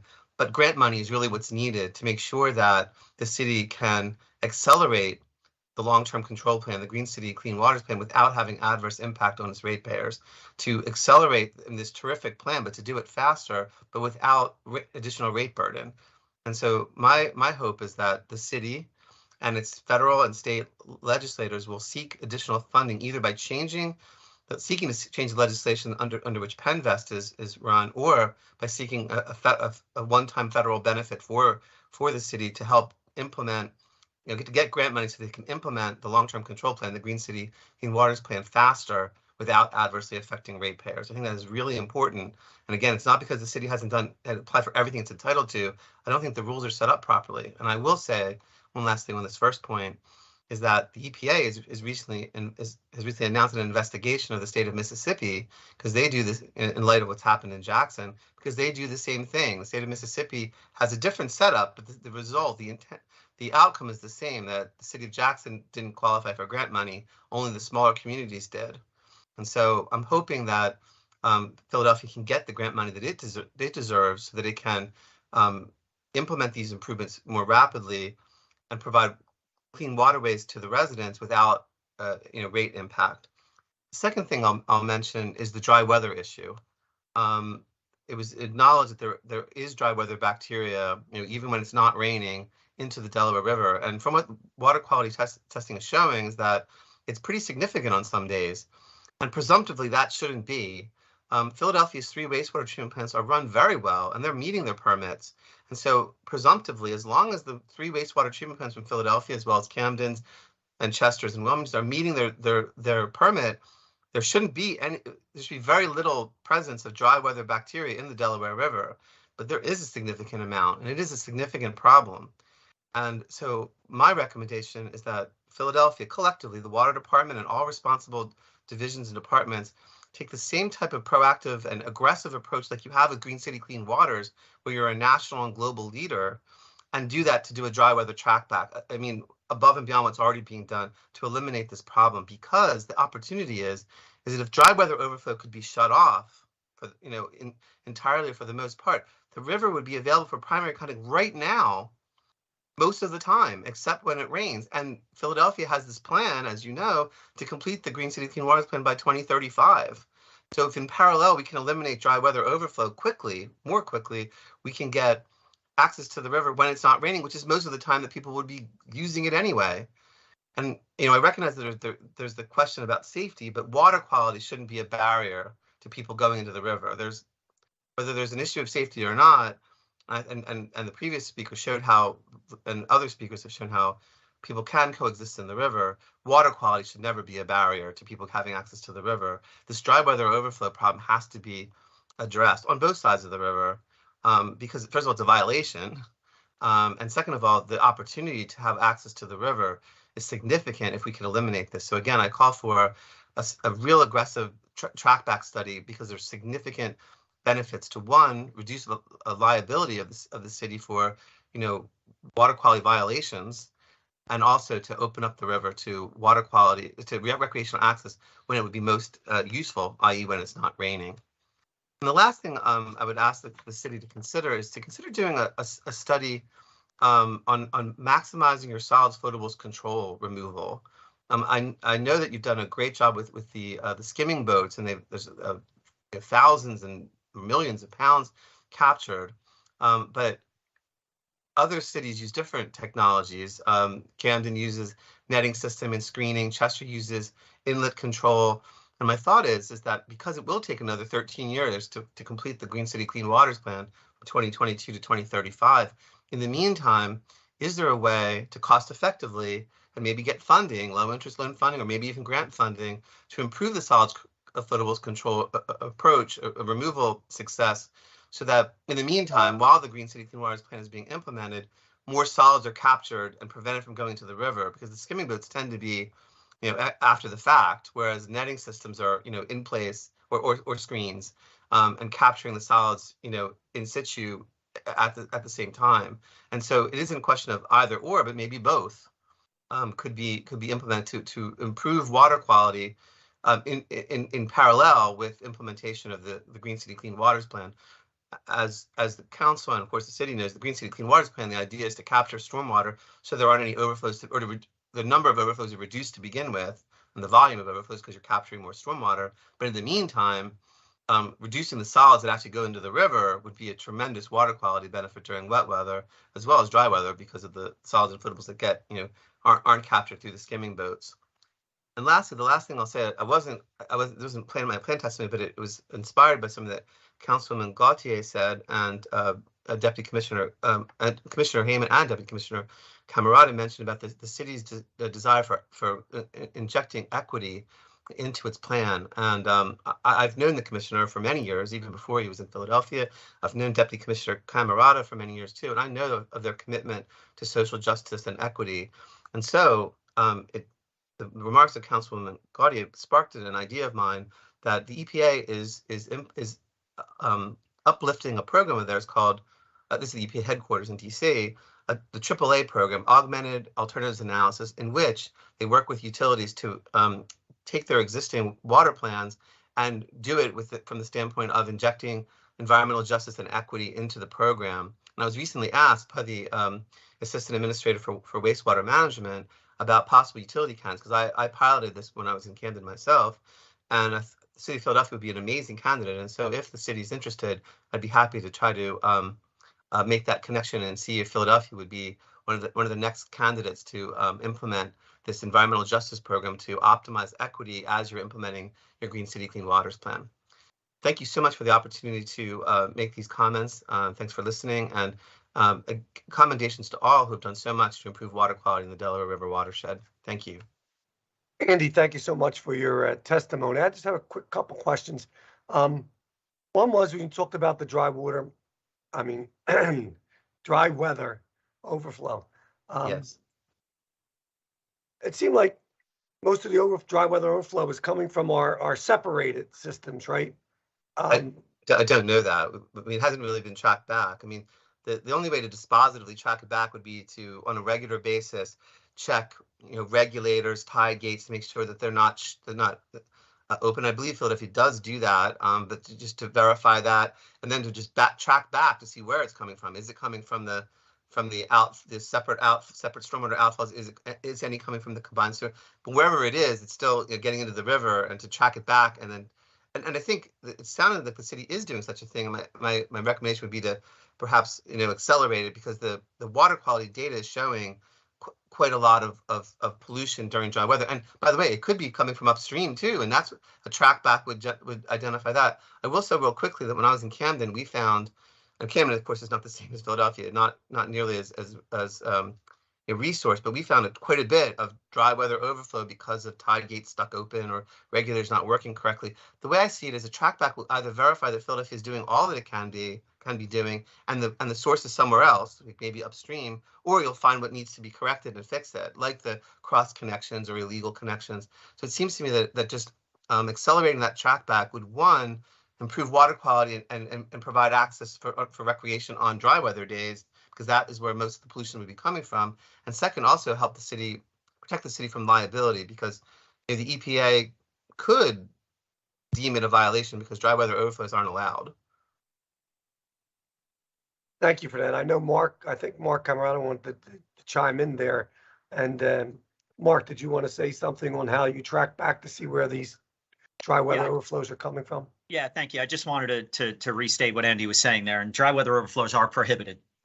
They do occur occasionally due to maintenance concerns, debris blocking a gate, mechanical instrumentation getting stuck. But we have a pretty robust, we have a monitoring system that alerts us to any issues we see of these concerns. And we have a regulating chamber investigation team, inspection team that is rather diligent in going out to these sites. So I will say that these do not occur frequently, that we don't have, what is prohibited, but they do happen occasionally, and we have instrumentation and crews that rectify it as soon as the issue is identified. I will state also what Andy had mentioned, that this is a shared water body with a lot of flow that comes not just from the collection system and not just from Philadelphia. That is some of the cause of it. And then what flows upstream from municipal separate Stewart area 2 is all contributing to where we do see some of these locations. We do track back, we do investigation, we rectify when appropriate. Andy's suggestion of doing more or maybe documenting better what we do is something that I think we can do. That's actually what I was going to ask. Do you have documentation of that we could share? Because if it is coming from other regions too, it's good to partner with them, right? We're all in this together, and what they do is going to affect us, and what we do is going to affect others. So if there's possible to see how we track back on these dry weather overflows, I think it's important because we know how hard it is going to be for the, when we have those heavy torrential rains overflows to be able to address that. And I know Camden, and if I'm not mistaken, Andy, they had actually did something too where they were looking to address the CSO overflows during torrential rains. And did they put some type of monitoring system in or catching system to catch some of those overflows in the Camden side? Yeah, on the Camden side, they put in screens and netting systems so that with one half inch diameter, so that while the water passes through, the solids are captured. What Philadelphia does is skimming boats, once it's out of the outfall in the river, and of course they have the inlet control too. But it seems to me that one thing that could be done, and again, just like Maggie was saying earlier, not all CSOs are created equal. Putting netting systems on all 164 outfalls would be very costly. But the ones that are most impactful might be worth looking at to combine, solids floatables control with skimming at the outfalls which are most sensitive to water quality, the biggest flow, or upstream of where people might swim, would be a tremendous opportunity. And again, because we're still 13 years away from completion of the Green City Clean Waters Plan, that might be something that would be worth doing in the interim. Also, to follow up on what Mark said, which I totally, Deputy Commissioner Camerata, I totally agree about this idea of there being a number of sources potentially. And I think what's needed is really a watershed track back of this dry weather overflow, because that is the low-hanging fruit opportunity. If we could eliminate dry weather overflow, whether it's from combined sewer system, but and maybe not because that's they were already monitored, or separate systems upstream, the MS4 systems, because they're not monitored, or other communities. That's the thing to get, because if we could eliminate dry weather overflow, the Philadelphia water department's wastewater treatment plants are so well run that we ought to be able to have primary water conduct right now on dry weather days. Just like New York, just like Maggie reported up in the Hudson River. The key is getting rid of this dry weather, finding this dry weather overflow aggressively, and correcting it wherever it is. Is there a organization now that works with all the different municipalities to track the overflow, track back, so that we know, or are we just guessing at this point? Well, Delaware River Basin Commission would be a good one, because they sort of overarch over Philadelphia, Camden, upstream, downstream, Chester, also EPA's Region 2. One thing that's unlucky is that Delaware splits EPA, Region 2 on the New Jersey side, Region 3 on the Pennsylvania side. But it could be, and of course Philadelphia would have to be a leader because of their great technical knowledge and where I found, because also they account for 85% of the flow into the basin. So, but the thing is that I think teamwork. I think we all are on the same page. water utility managers, I mean, like I said, I was formerly one, environmentalists, environmental justice coordinators, about how to find, and regulators on how to find this dry weather overflow and eliminate it once and for all, because then we can really reap the benefits that Maggie was describing or Nancy was describing and that other people are getting in their basins. Well, hopefully we'll continue to work with our advocates and the city and the water department and the municipalities that surround it and be able to put something together, because I think it's important. And you're right, it might be some low hanging fruit that we could address that won't be too costly, but also make a major improvement in the river. So thank you. Thank you. Mr. McMonagle, can you please, next person to testify? Yes, and we now have Tim Dillingham. Tim, you're muted. Just state your name and then proceed with your testimony. Thank you. Yes, sir, Mr. Chairman. Tim Dillingham. I'm the executive director of an environmental organization called the American Littoral Society.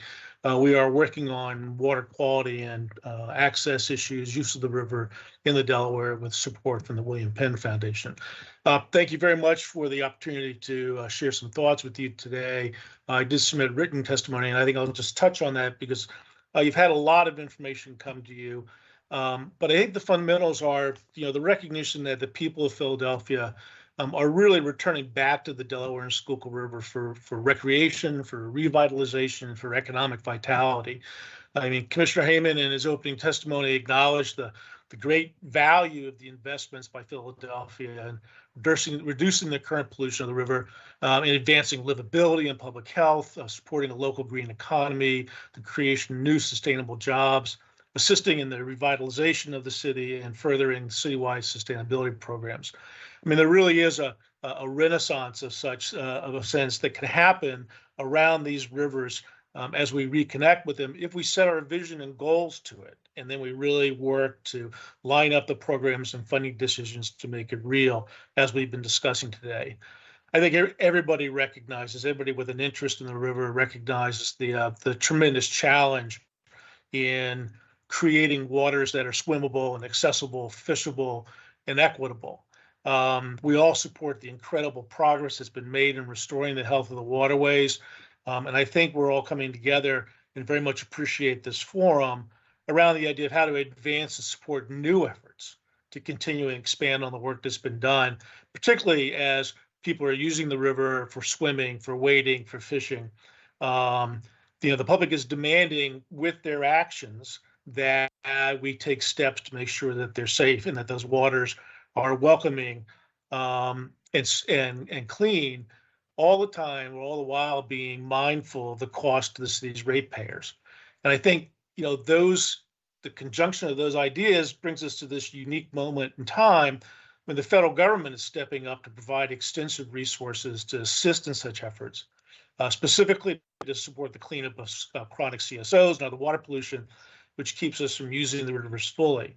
So we really want to urge, and I think very much from my hearing what the council members have talked about today, that the city needs to take full advantage of this moment, right? Philadelphia should and must be the focus of this federal funding.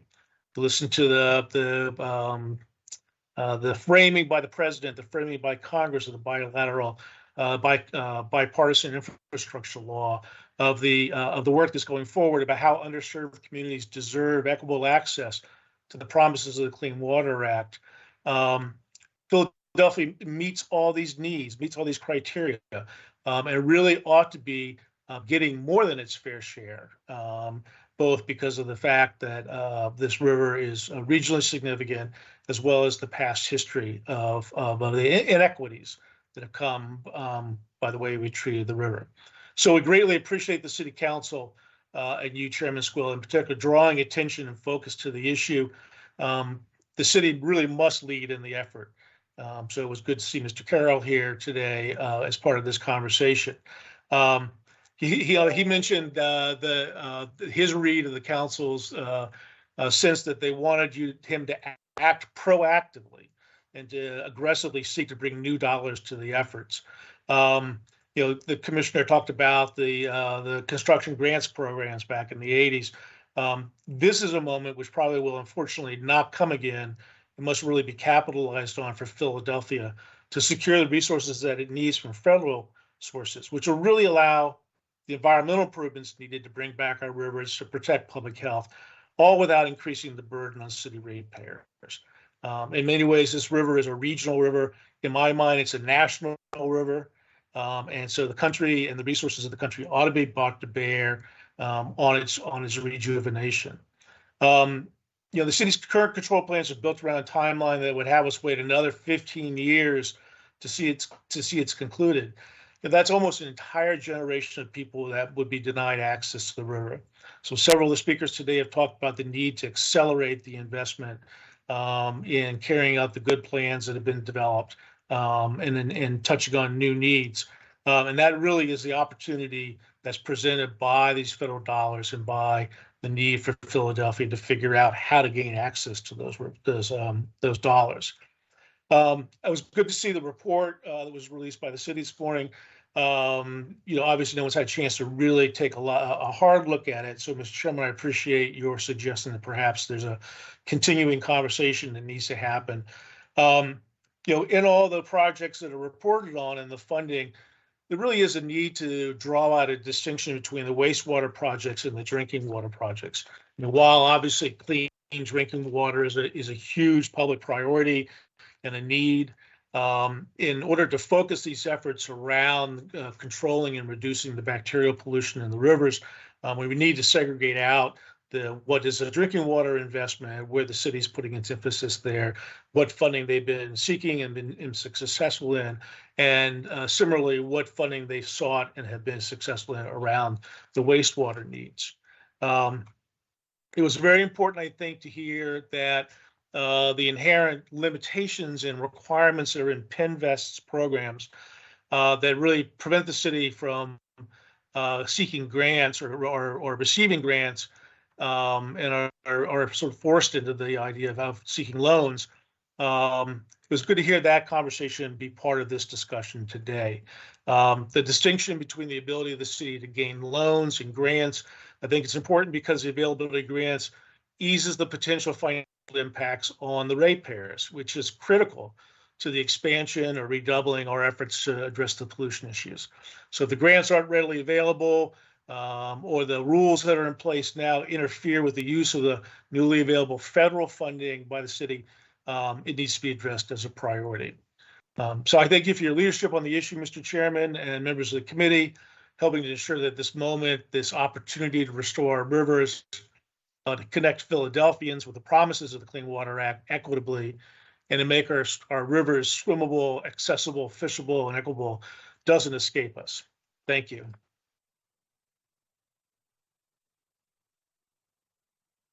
Thank you, Tim. Thank you for your testimony. And there's a lot more work to do on this. And I think if everybody works together, we will get there over time. So I really appreciate that. And is there anyone else that has any questions?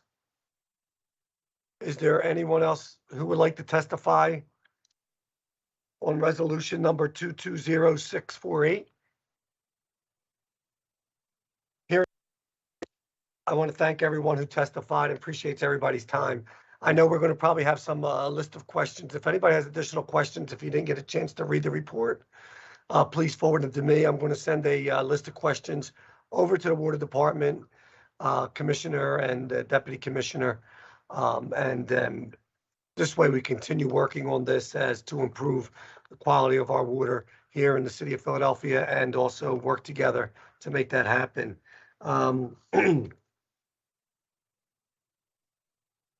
I think the understanding, and we need some more understanding of the dry water overflow, and I think we have a great opportunity to work together to make that happen. And we're looking forward to everyone on this call to be able to be part of that solution.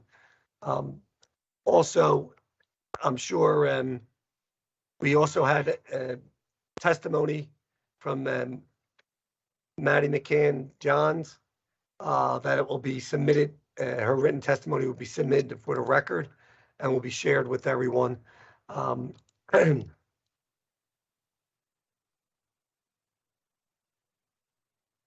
So we know the couple things that we need to do is with our interim solutions on the wet weather, how we look at those things and look at what other municipalities are doing. Obviously, there's a cost associated with everything, how we could work with the feds to be a part of that solution. Do we to be able to get grant dollars here? Do we need to work with our state legislators to partner with them to change legislation? Or is there another way to make sure we have access to the same available funds that are out there for everyone? And I really appreciate the time. Hopefully, and next time, if we do ask for questions, we are going to ask for a time-sensitive response, only so we could get back and maybe not necessarily to have another hearing. But what we're going to do is we're going to recess this hearing to the call of the chair, so we'll be able to call this hearing at any time with notice to the water department and everybody else who would be available to testify. So if there's no other questions or seeing none, I want to thank you all. We will take we will conclude the hearing. We're not like to thank the panels, the witnesses for their participation today. We value your opinions. This concludes the business before the Committee on Commerce and Economic Development. Thank you all very much for your attendance and looking forward to continue working together on this great opportunity. Have a great day. Thank you, Thank Mr. you. Chair. Great hearing. Thank you Thank you very all. much.